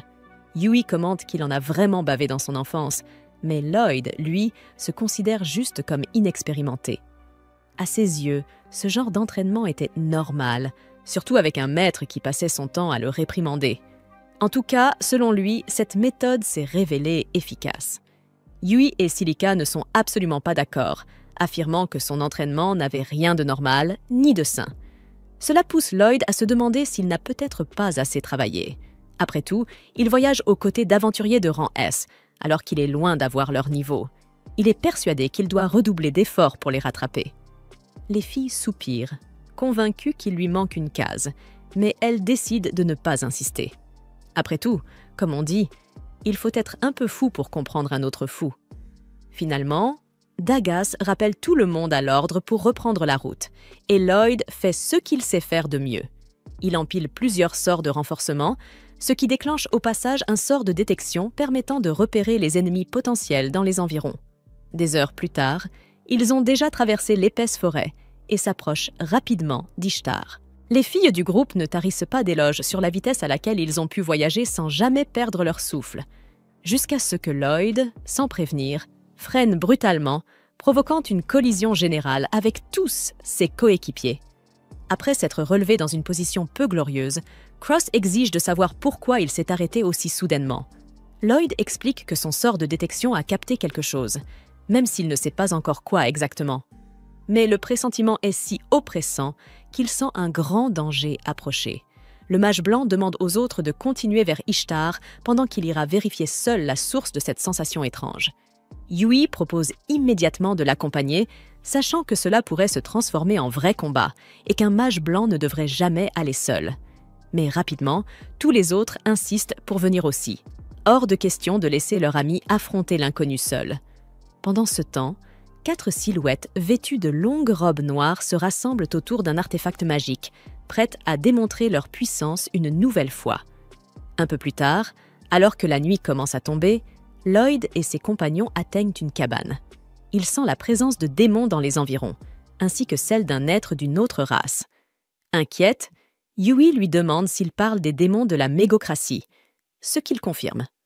Avant leur départ, Dagas avait en effet expliqué que derrière ces hautes montagnes se trouvait la mégocratie, la nation des démons.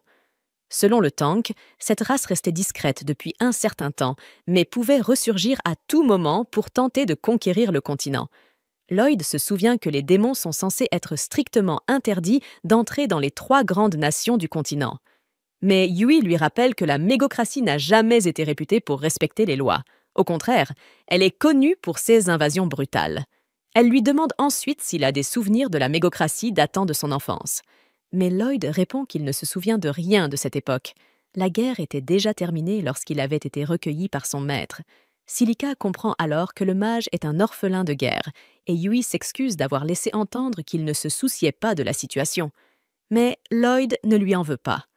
Ce qui le préoccupe bien davantage, c'est la possibilité que des démons surgissent de la cabane juste devant eux. Cross propose de signaler cela au chevalier une fois de retour à Ishtar, mais Lloyd préfère d'abord en apprendre plus. Même si la situation est dangereuse, Lloyd reconnaît qu'il ressent la même énergie magique que celle provenant de la Magistone. Dagas pense qu'il pourrait y avoir un lien avec les monstres qui avaient attaqué la ferme.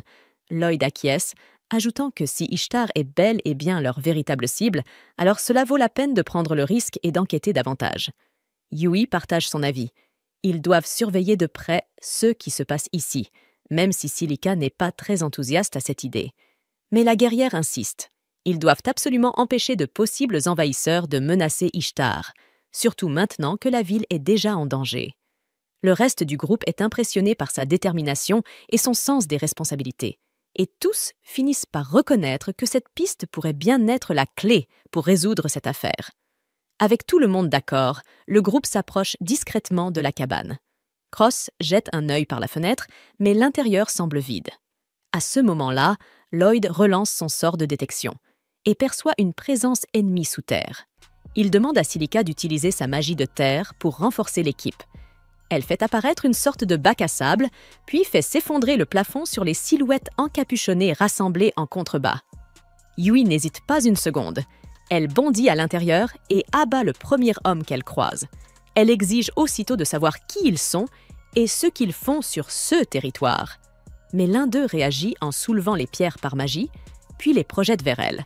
Elle est rapide, part les projectiles avec son épée.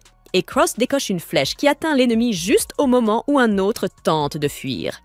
Lloyd renforce Silica, qui relance son bac à sable pour poursuivre l'assaut. Un autre ennemi réplique avec de la magie de lévitation, renvoyant violemment les rochers sur eux. Dagas s'interpose avec son bouclier pour protéger tout le monde, mais voyant que leurs attaques n'aboutissent à rien, les figures encapuchonnées commencent à paniquer et à s'enfuir. Yui prend en chasse l'un des fuyards, mais tombe en plein dans une embuscade.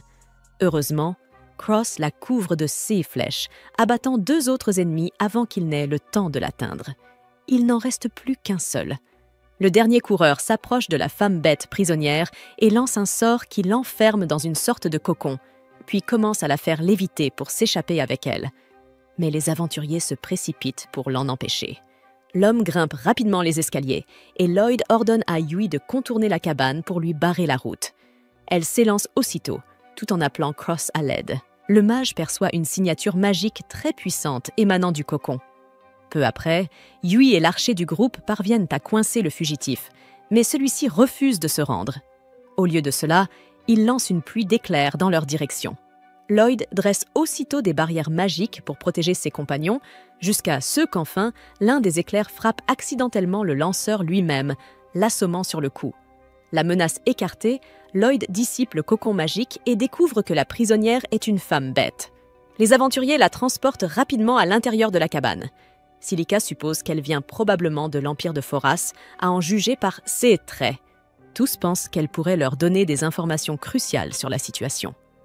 Lloyd tente alors de la ranimer.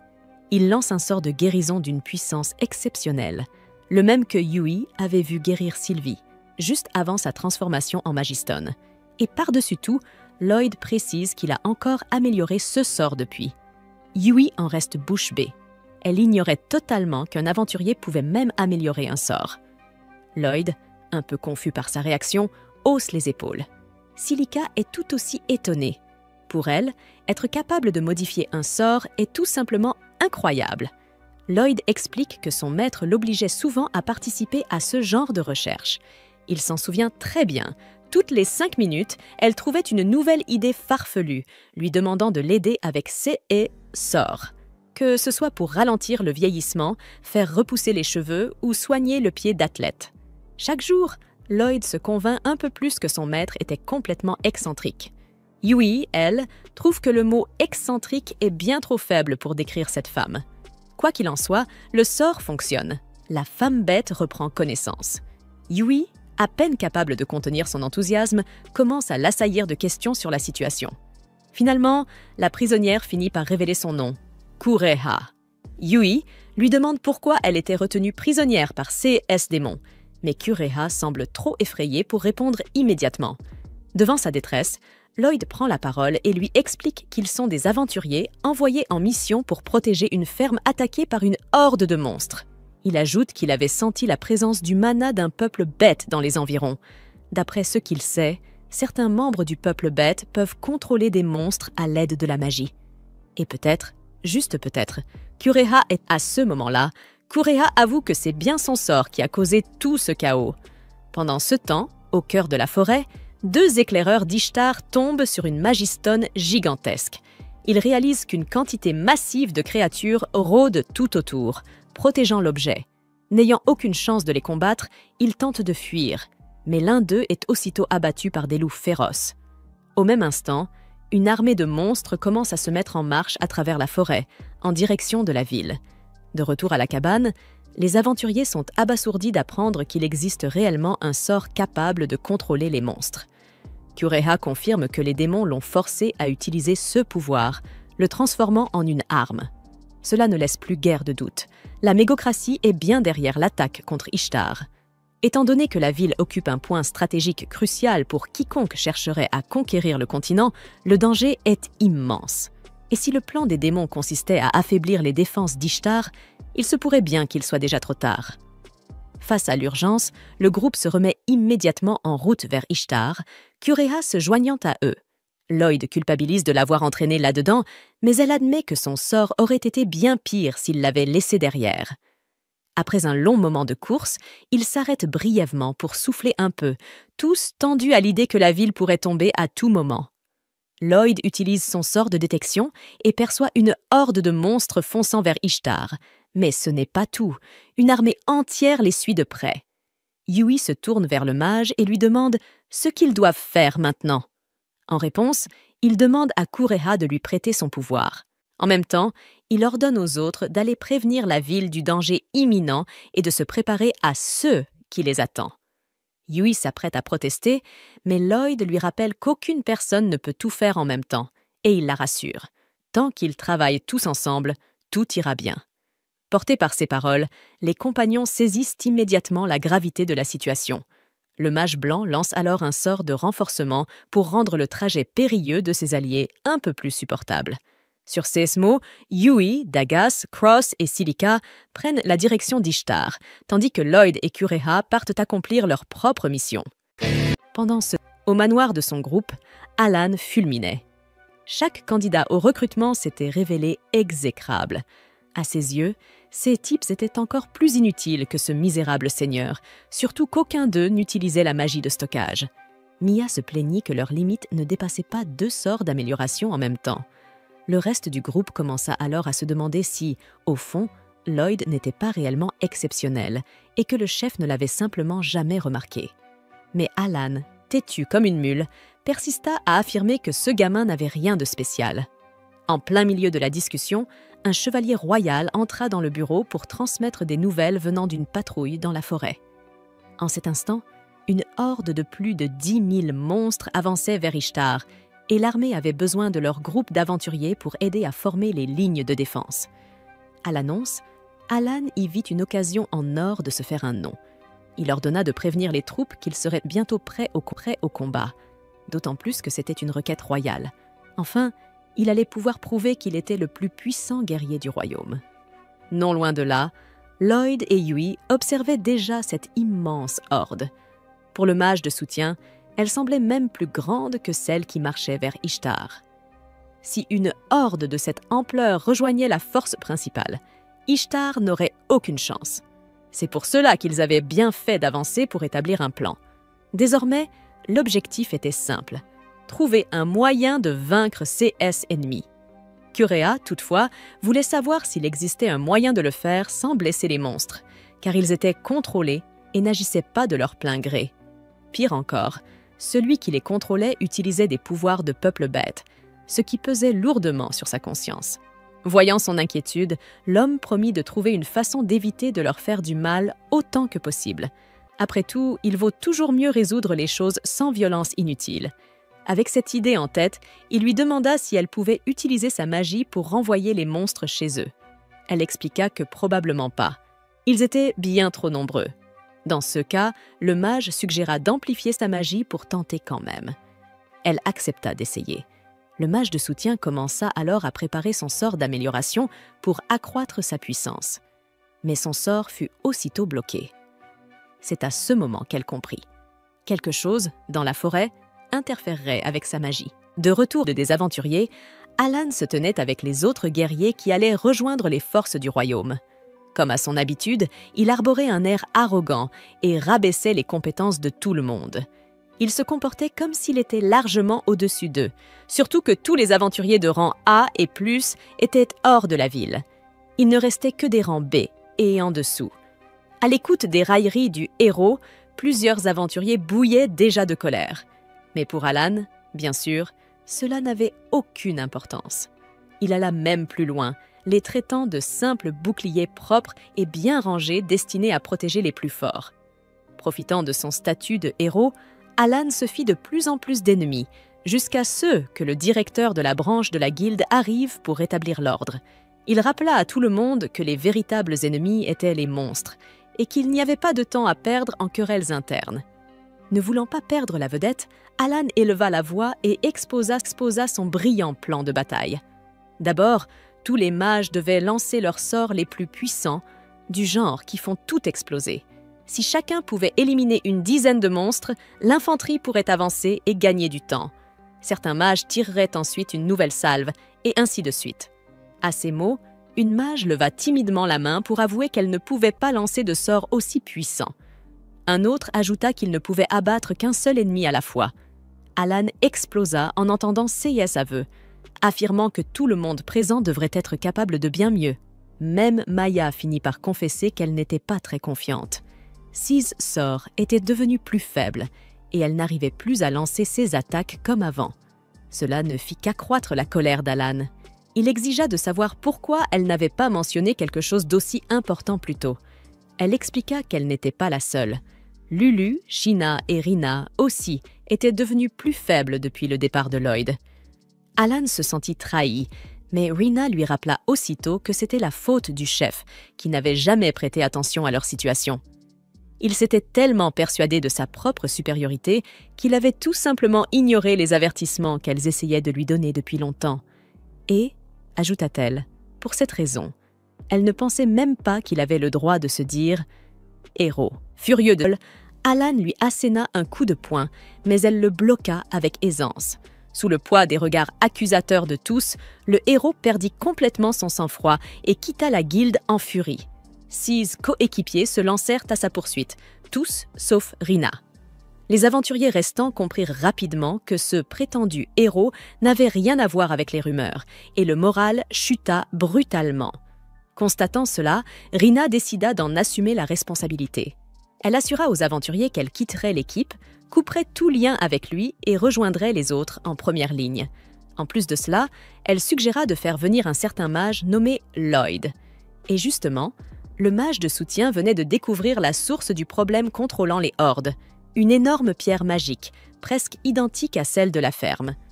Curea nota qu'elle était imprégnée d'un pouvoir sombre qui interférait avec ses sorts. Il y en avait probablement plusieurs disséminés dans la zone, donc, s'il voulait reprendre le contrôle de la situation, il faudrait toutes les neutraliser. La femme bête pouvait sentir la présence des pierres magiques si elle s'en approchait suffisamment, mais dans une zone aussi vaste, c'était difficile. Lloyd combina donc la télépathie avec un sort de recherche pour étendre ses essences. En plus de cela, grâce à un sort de dissimulation, il pouvait la rapprocher des pierres sans que les monstres ne s'en aperçoivent, bien que le sort se briserait s'il subissait un coup puissant, ce qui imposait une grande prudence. Avec ce plan, ils s'approchèrent de la première pierre magique et neutralisèrent son pouvoir. Il était maintenant temps de passer à la suivante. Pendant ce temps, les défenses d'Ishtar se resserraient, se préparant à l'arrivée de la horde ennemie. L'un des soldats se demanda à voix haute si c'était vraiment la bonne chose à faire, et le directeur de la branche de la guilde comprit sa préoccupation. Après tout, la vie de chaque combattant ici dépendait d'un seul homme. Quelques heures plus tôt, à la guilde, Rina avait expliqué que Lloyd, le mage blanc, était le véritable pilier de l'équipe du héros, et non les figures que le public connaissait le mieux. En réalité, tout le monde avait été aveuglé par la glorification du héros, au point de complètement passer à côté de la personne qui faisait réellement avancer les choses. Le directeur, si Lloyd était vraiment celui responsable de la manière brillante dont se battait le groupe d'aventuriers le plus fort, et la guerrière le confirma sans la moindre hésitation. De plus, elle lui assura que cette guerre ne pouvait être gagnée qu'avec l'aide du mage blanc. Le problème, c'est qu'elle n'avait aucune idée de l'endroit où il se trouvait. Comme le directeur tenait un registre de tous les aventuriers inscrits, il expliqua que Lloyd était parti en mission avec un groupe de rang S et que le trajet à lui seul prendrait plusieurs jours.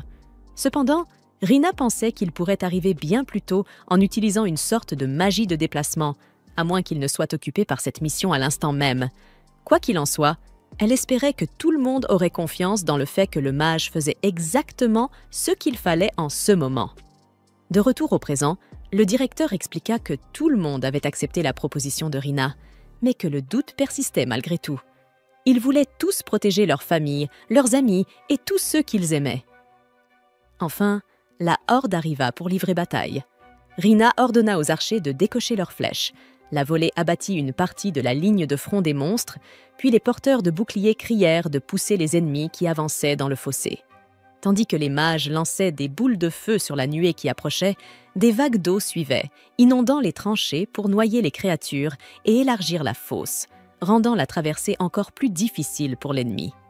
Le plan était simple, tenir jusqu'au retour des aventuriers de rang S, seulement alors ils auraient une réelle chance. À ce propos, Yui et ses compagnons continuaient leur route vers Ishtar, renforcés par la magie de soutien de Lloyd, qui empêchait chacun de s'épuiser en chemin. La simple présence du mage blanc suffisait à les inspirer à donner le meilleur d'eux-mêmes. Il était devenu l'exemple parfait de ce que signifiait faire ce qui devait être fait. Même la nuit, il refusait de se reposer. Chaque minute perdue était une minute durant laquelle la ville subissait une attaque brutale. Pendant ce temps, Lloyd et Kurea atteignirent enfin la dernière pierre magique, gardée par des loups de haut rang et des panthères de sang.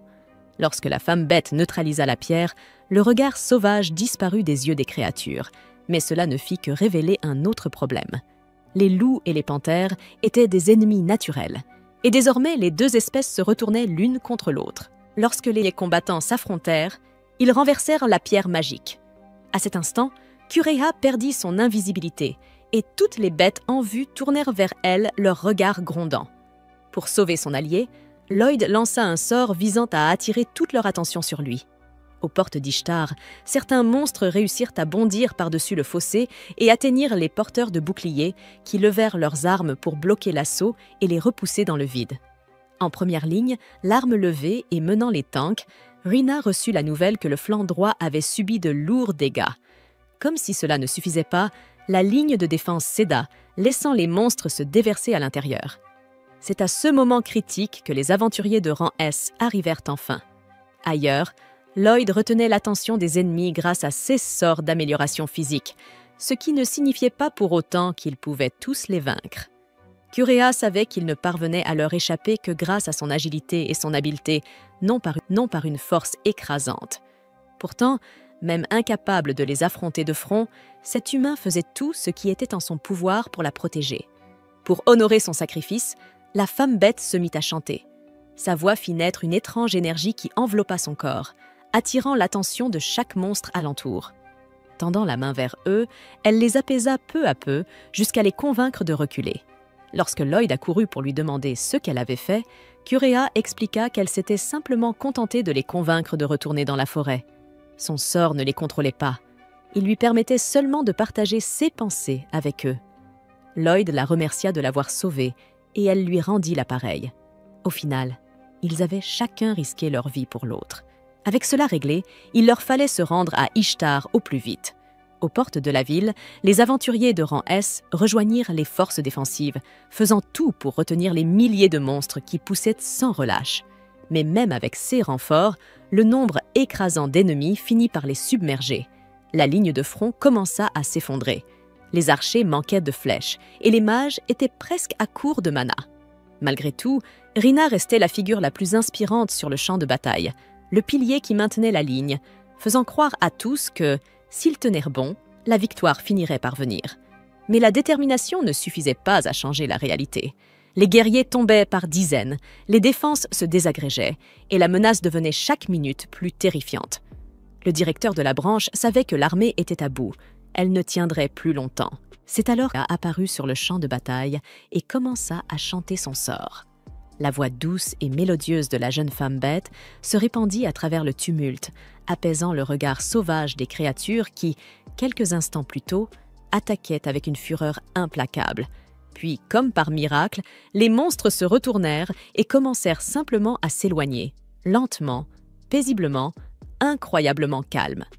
Le groupe de Yui aperçut Lloyd et laissa éclater sa joie et son soulagement. Voyant à quel point Kureha était épuisée par son chant, le mage blanc la soutint par les épaules pour s'assurer qu'elle allait bien.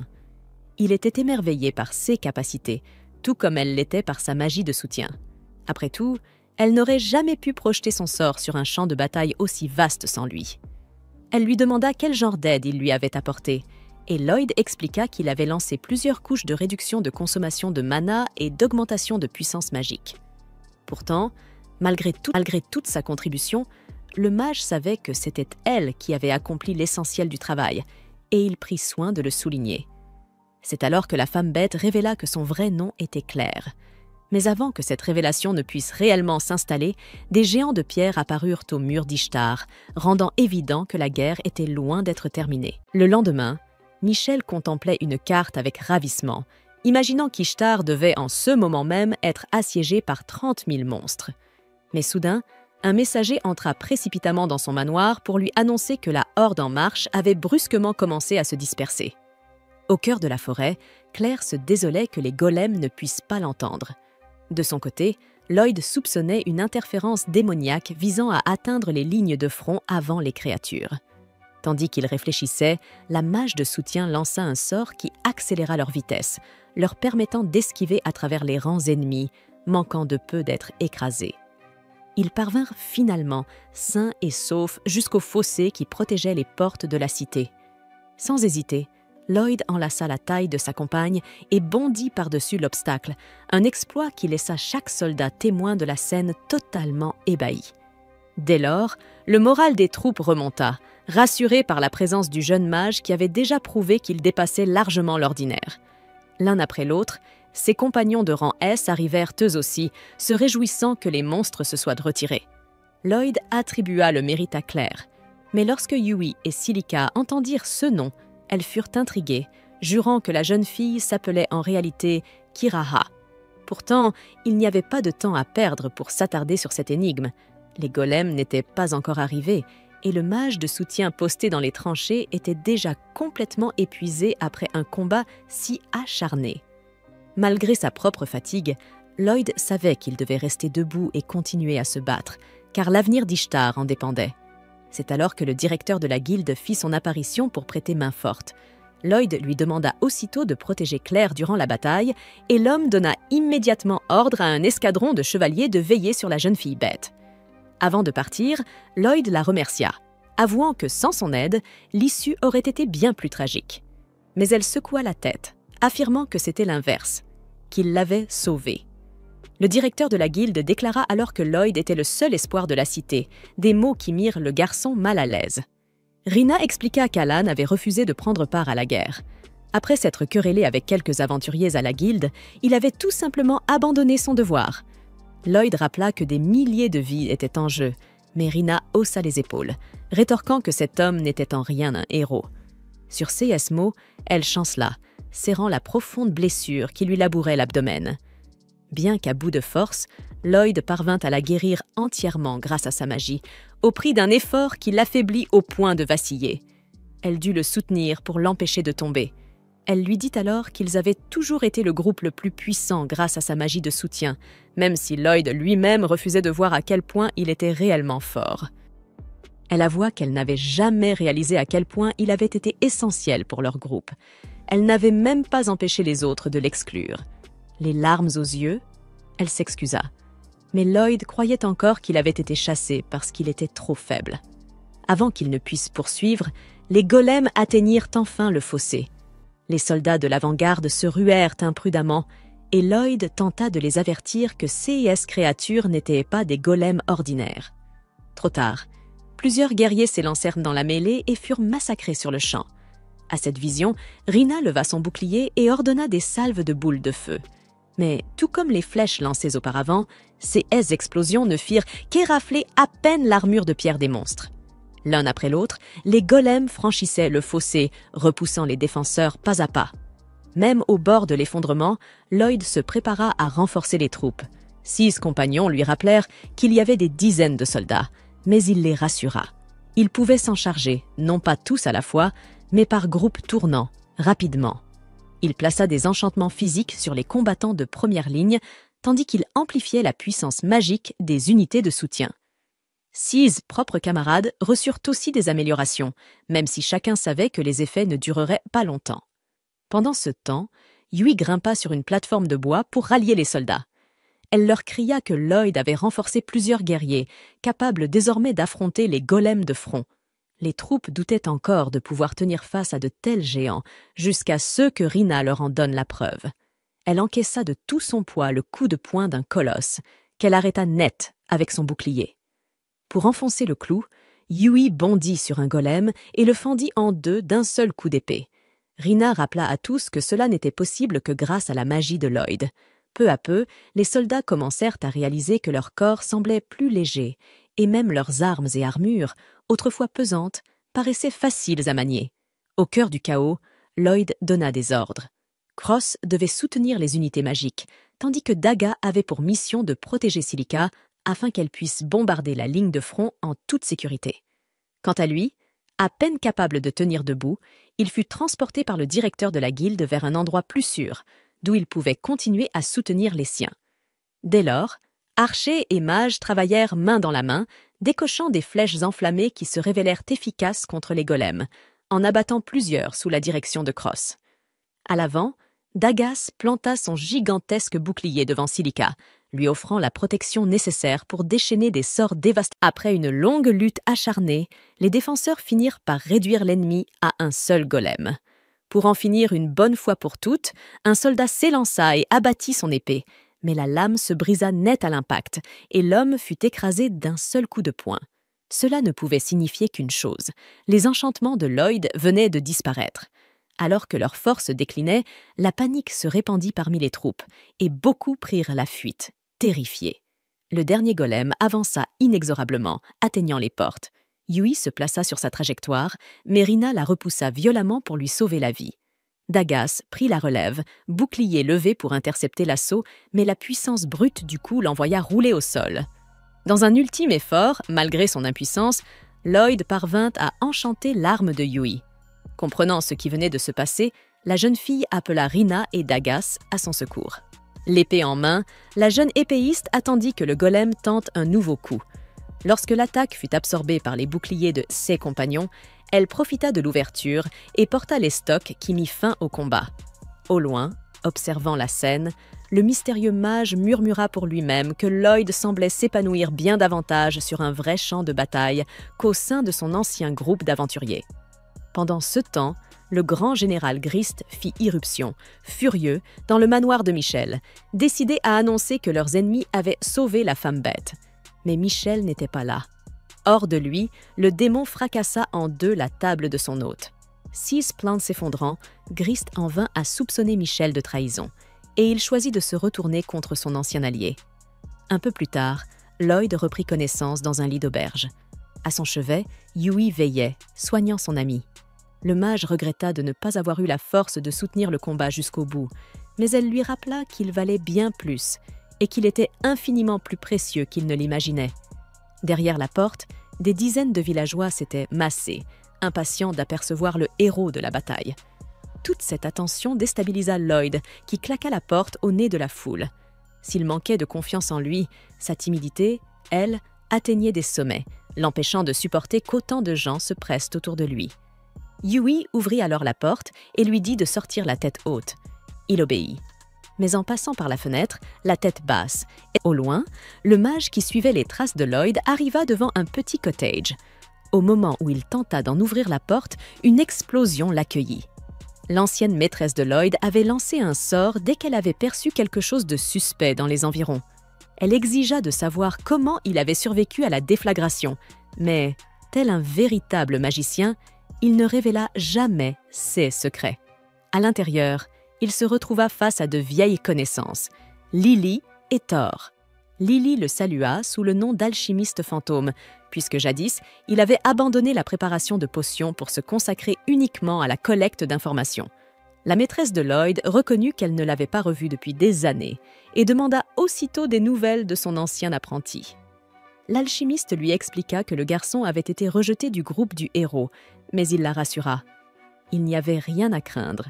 Lloyd avait désormais rejoint une équipe de rang S. Plus encore, il annonça avoir des nouvelles très importantes concernant ce jeune mage de soutien. À l'auberge, après avoir fui la foule, Lloyd se retrouva acculé par ses camarades, qui exigèrent de savoir pourquoi il fuyait tout le monde.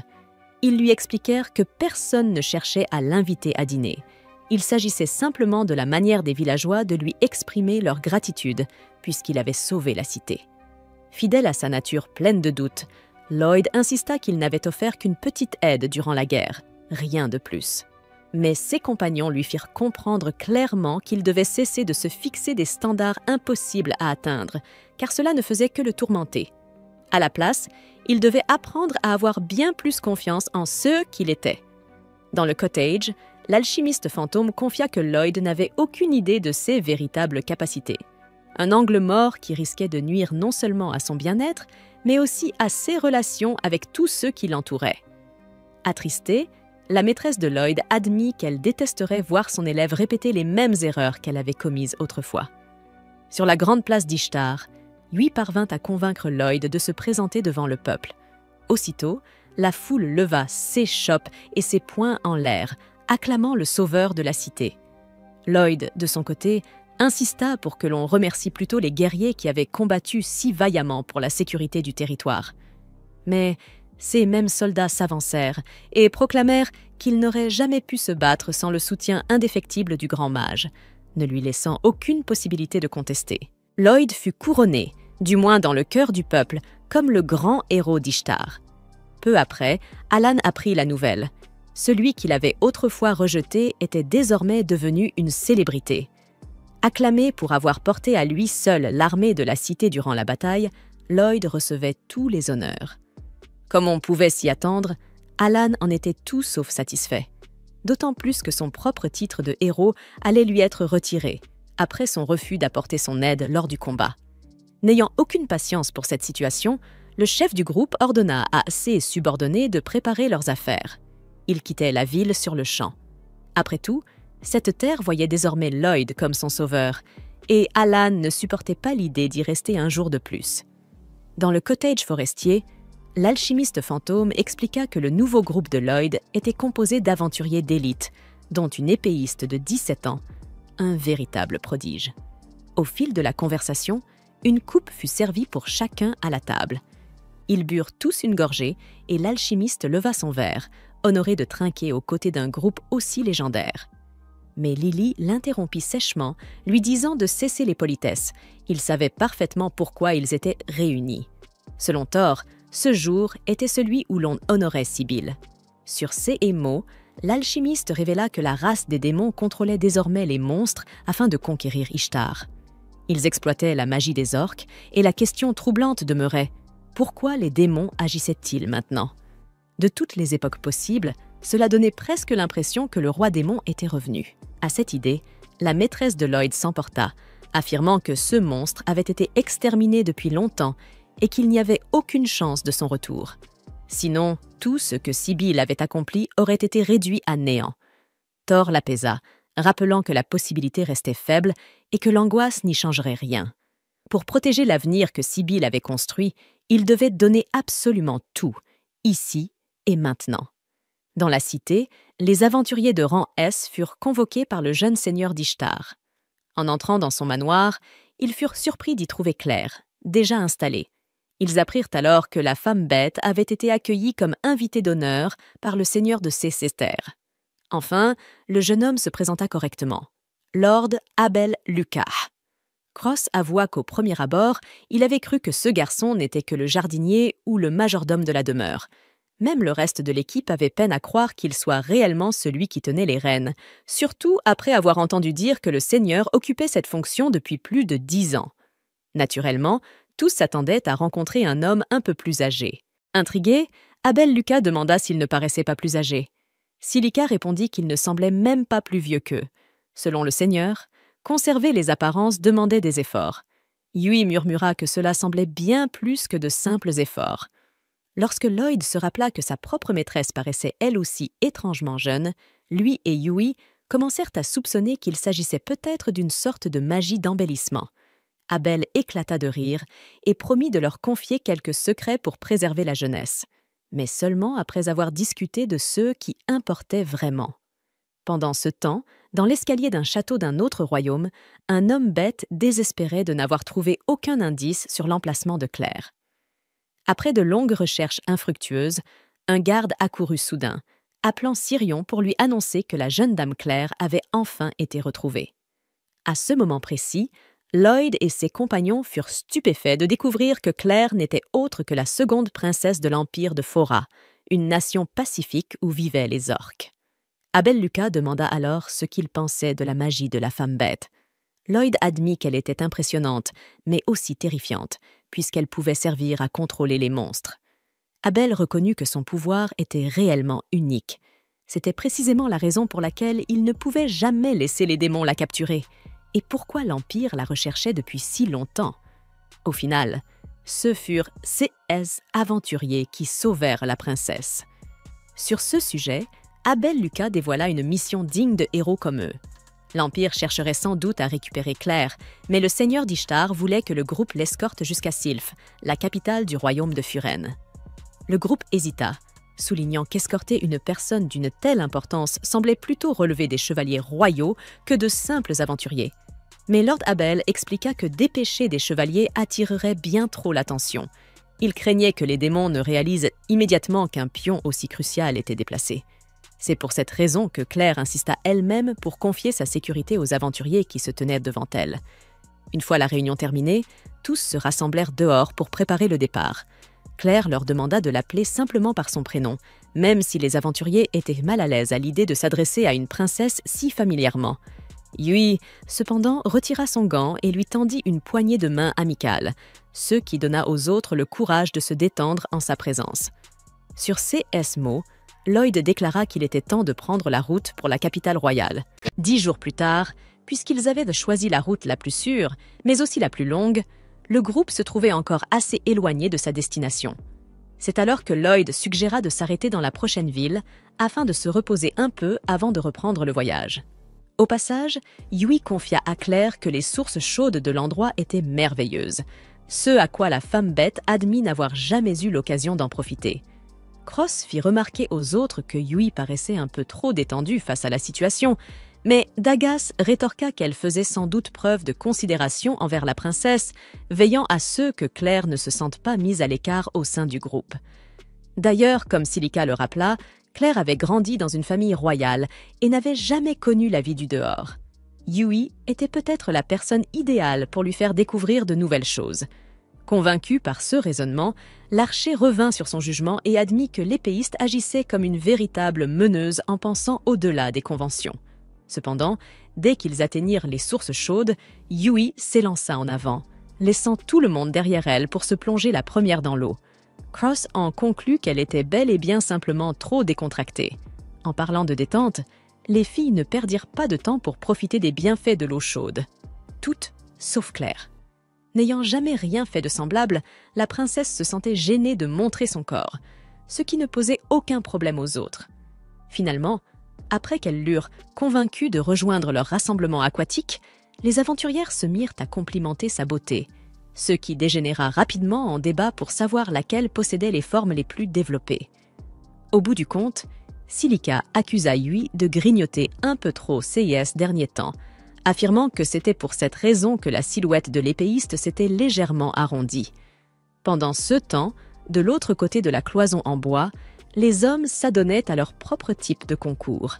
Alors que les filles comparaient la taille de leurs atouts, les garçons rivalisaient pour savoir qui pouvait frotter le dos de l'ami devant lui avec le plus de vigueur. Placé en bout de fil, Lloyd s'égara dans ses pensées au sujet de sa mission. Dans son esprit, plus ils se rapprochèrent de la capitale, plus le risque de croiser des démons augmentait. Si l'ennemi avait réellement l'intention de reprendre Claire, le moment serait idéal pour frapper. Ce qui le faisait douter, cependant, c'était l'ampleur considérable qu'exigerait une telle opération. Il était plus probable que l'ennemi n'envoie qu'une poignée d'unités d'élite, opérant dans l'ombre. Quoi qu'il en soit, la seule certitude du mage blanc était qu'il devait garder une longueur d'avance, empêcher à tout prix l'enlèvement de Claire et, par la même occasion, rappeler au démon que la seule corne dont il devait avoir peur était celle que seule sa bien-aimée pouvait lui offrir. Et à propos de « frotter », Lloyd, trop absorbé par ses pensées, en vint à savonner le dos de Cross avec une vigueur excessive. Du côté des bains des hommes, on pouvait entendre des protestations s'élever. « Pas si fort, Lloyd !» Après cette petite séance de complicité, le groupe se réunit pour discuter des préparatifs en vue de la suite du voyage. Lloyd proposa de rester quelques jours de plus en ville, histoire de régler certaines affaires avant de reprendre la route vers la capitale. Dagas trouva l'idée parfaite, d'autant plus qu'il avait besoin de s'équiper à neuf. Son bouclier actuel ressemblait davantage au couvercle d'une vieille marmite de grand-mère, plaisanta-t-il. Silica, elle aussi, approuva la proposition. Elle n'avait pas eu le temps de s'exercer sérieusement à la magie, ni même, ajouta-t-elle en riant, de lâcher un pet en paix depuis le début de cette longue aventure. En voyant à quel point ses compagnons tenaient à rester affûtés, Lloyd estima qu'il devait, lui aussi, donner le meilleur de lui-même pour développer ses compétences. Après tout, il avait reçu l'ordre de protéger Claire. En tant que mage blanc, il devait assumer pleinement cette responsabilité et ne plus jamais laisser ses camarades tomber, comme il avait eu l'impression de le faire lors de leur dernier combat. Le lendemain, Dagas tint parole et partit à la recherche d'une boutique convenable pour acheter un nouvel équipement. Par hasard, il croisa Yui et Claire, occupés à faire une promenade en barque à travers les superbes canaux de la cité. Quand Yui lui demanda s'il avait trouvé une arme digne de ce nom, le tank soupira. Rien d'intéressant jusqu'ici. À ces mots, la princesse lui conseilla de jeter un œil à une petite échoppe délabrée qu'elle avait remarquée en se baladant. « Ça n'a l'air de rien, dit-elle, mais on ne sait jamais. » N'ayant rien à perdre, le porteur de bouclier suivit le conseil et fut stupéfait par la qualité exceptionnelle des articles à l'intérieur. Soudain, un vieil homme surgit de nulle part, le réprimandant presque pour sa présence, comme si Dagas n'était qu'un voyou venu chercher querelle. Après l'avoir rassuré sur ses intentions, le guerrier entreprit d'examiner les équipements exposés. Mais, aussi impressionné qu'il fut, il ne comprenait pas pourquoi la boutique ne prospérait pas avec de telles merveilles. La réponse arriva aussitôt. Une bande tapageuse d'aventuriers fit irruption, avançant avec arrogance. Le chef de la bande trouva amusant de voir qu'il y avait un autre client à l'intérieur, et se moqua de Dagas en supposant qu'il ne devait être qu'un aventurier de bas niveau s'il songeait à acheter des armes aussi pathétiques que celles de cette boutique. Furieux, le vieux marchand sortit de derrière son comptoir, les yeux injectés de sang, bien décidé à chasser ces Svoriens. Mais le meneur resta planté devant lui, affichant un sourire narquois. Lorsqu'il lui demanda comment allaient ses affaires, l'ancien éclata d'un rire amer, lui rappelant que cet homme-là était précisément la raison principale pour laquelle sa boutique ne marchait pas. Intrigué, Dagas demanda si ces types étaient des accapareurs de terrain, mais ils nièrent avec fierté.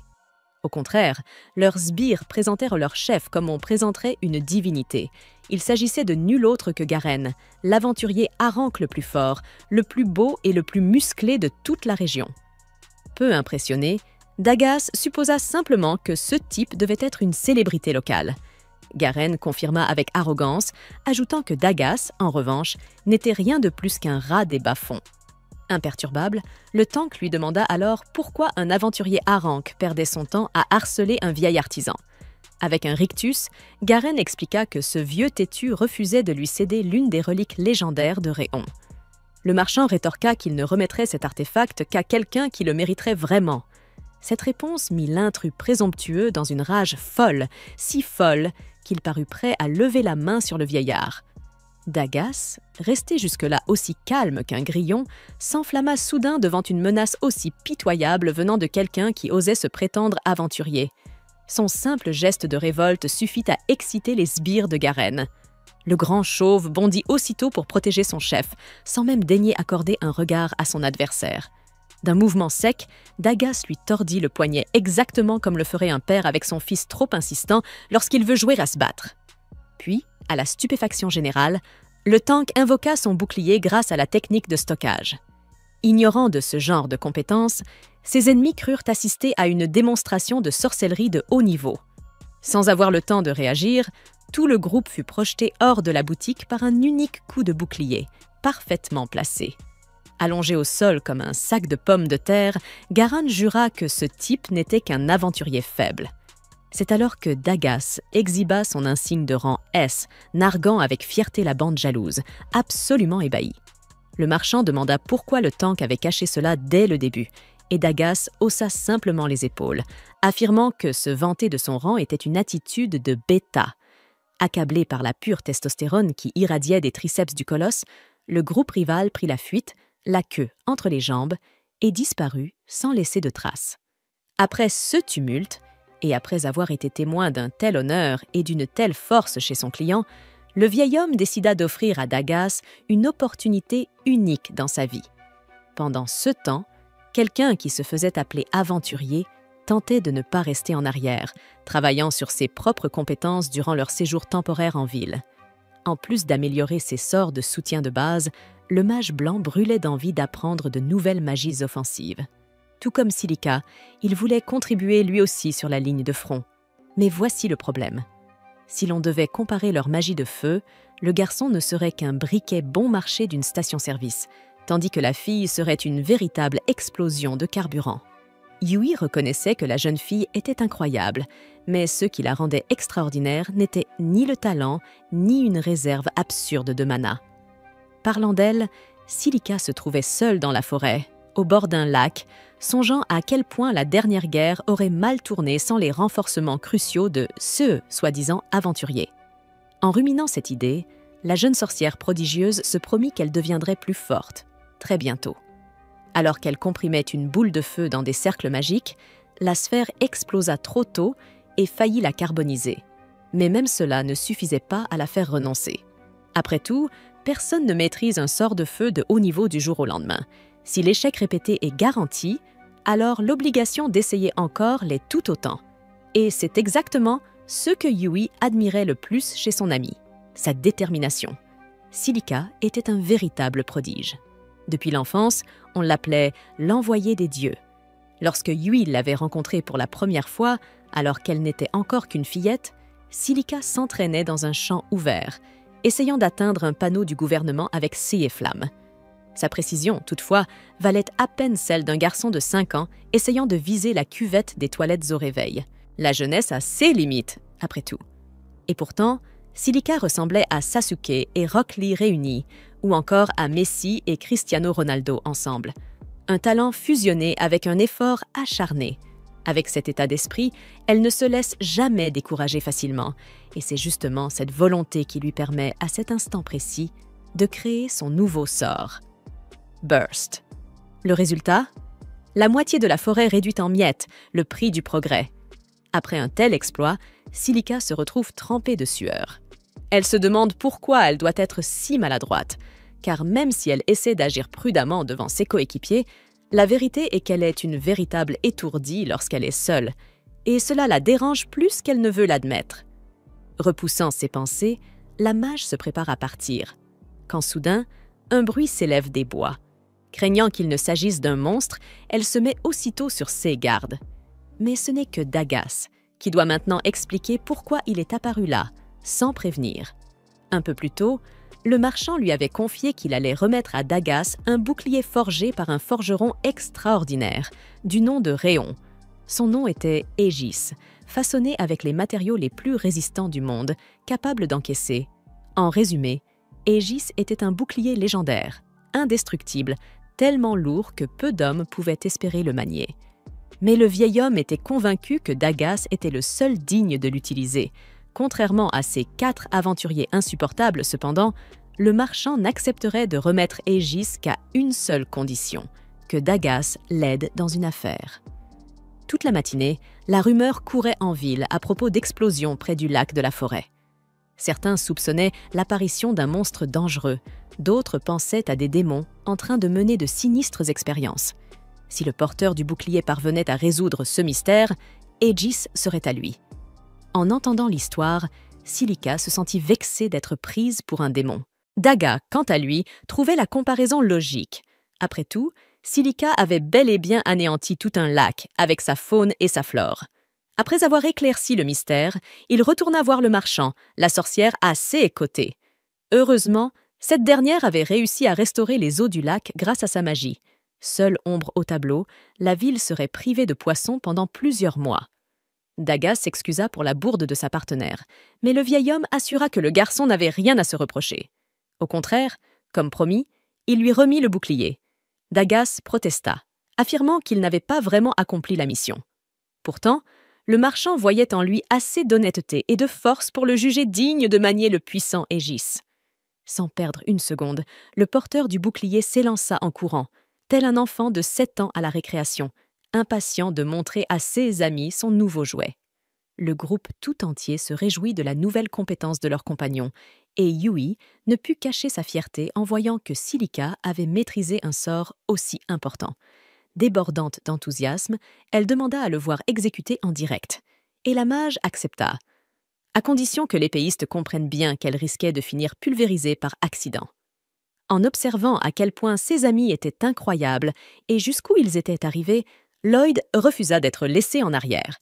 Il jura qu'il relèverait le défi, tandis que Cross se plaignait de la pression que tout le monde faisait peser sur ce voyage. En réponse, Yui exhorta ses compagnons à ne pas avoir peur. La patience, dit-elle, était la vertu de ceux qui endurent, et si chaque pas était fait avec autant de prudence que de détermination, alors l'avenir ne serait pas seulement radieux, il serait inévitable. 6 mots laissèrent tout le monde sans voix, jusqu'à ce qu'elle rappelle la leçon la plus importante de toutes. Un sac vide ne tient jamais debout. Sur ce, elle invita Claire à découvrir un restaurant qui semblait prometteur, ce à quoi Cross, peu impressionné, marmonna que leur soi-disant chef n'était encore qu'une fainéante.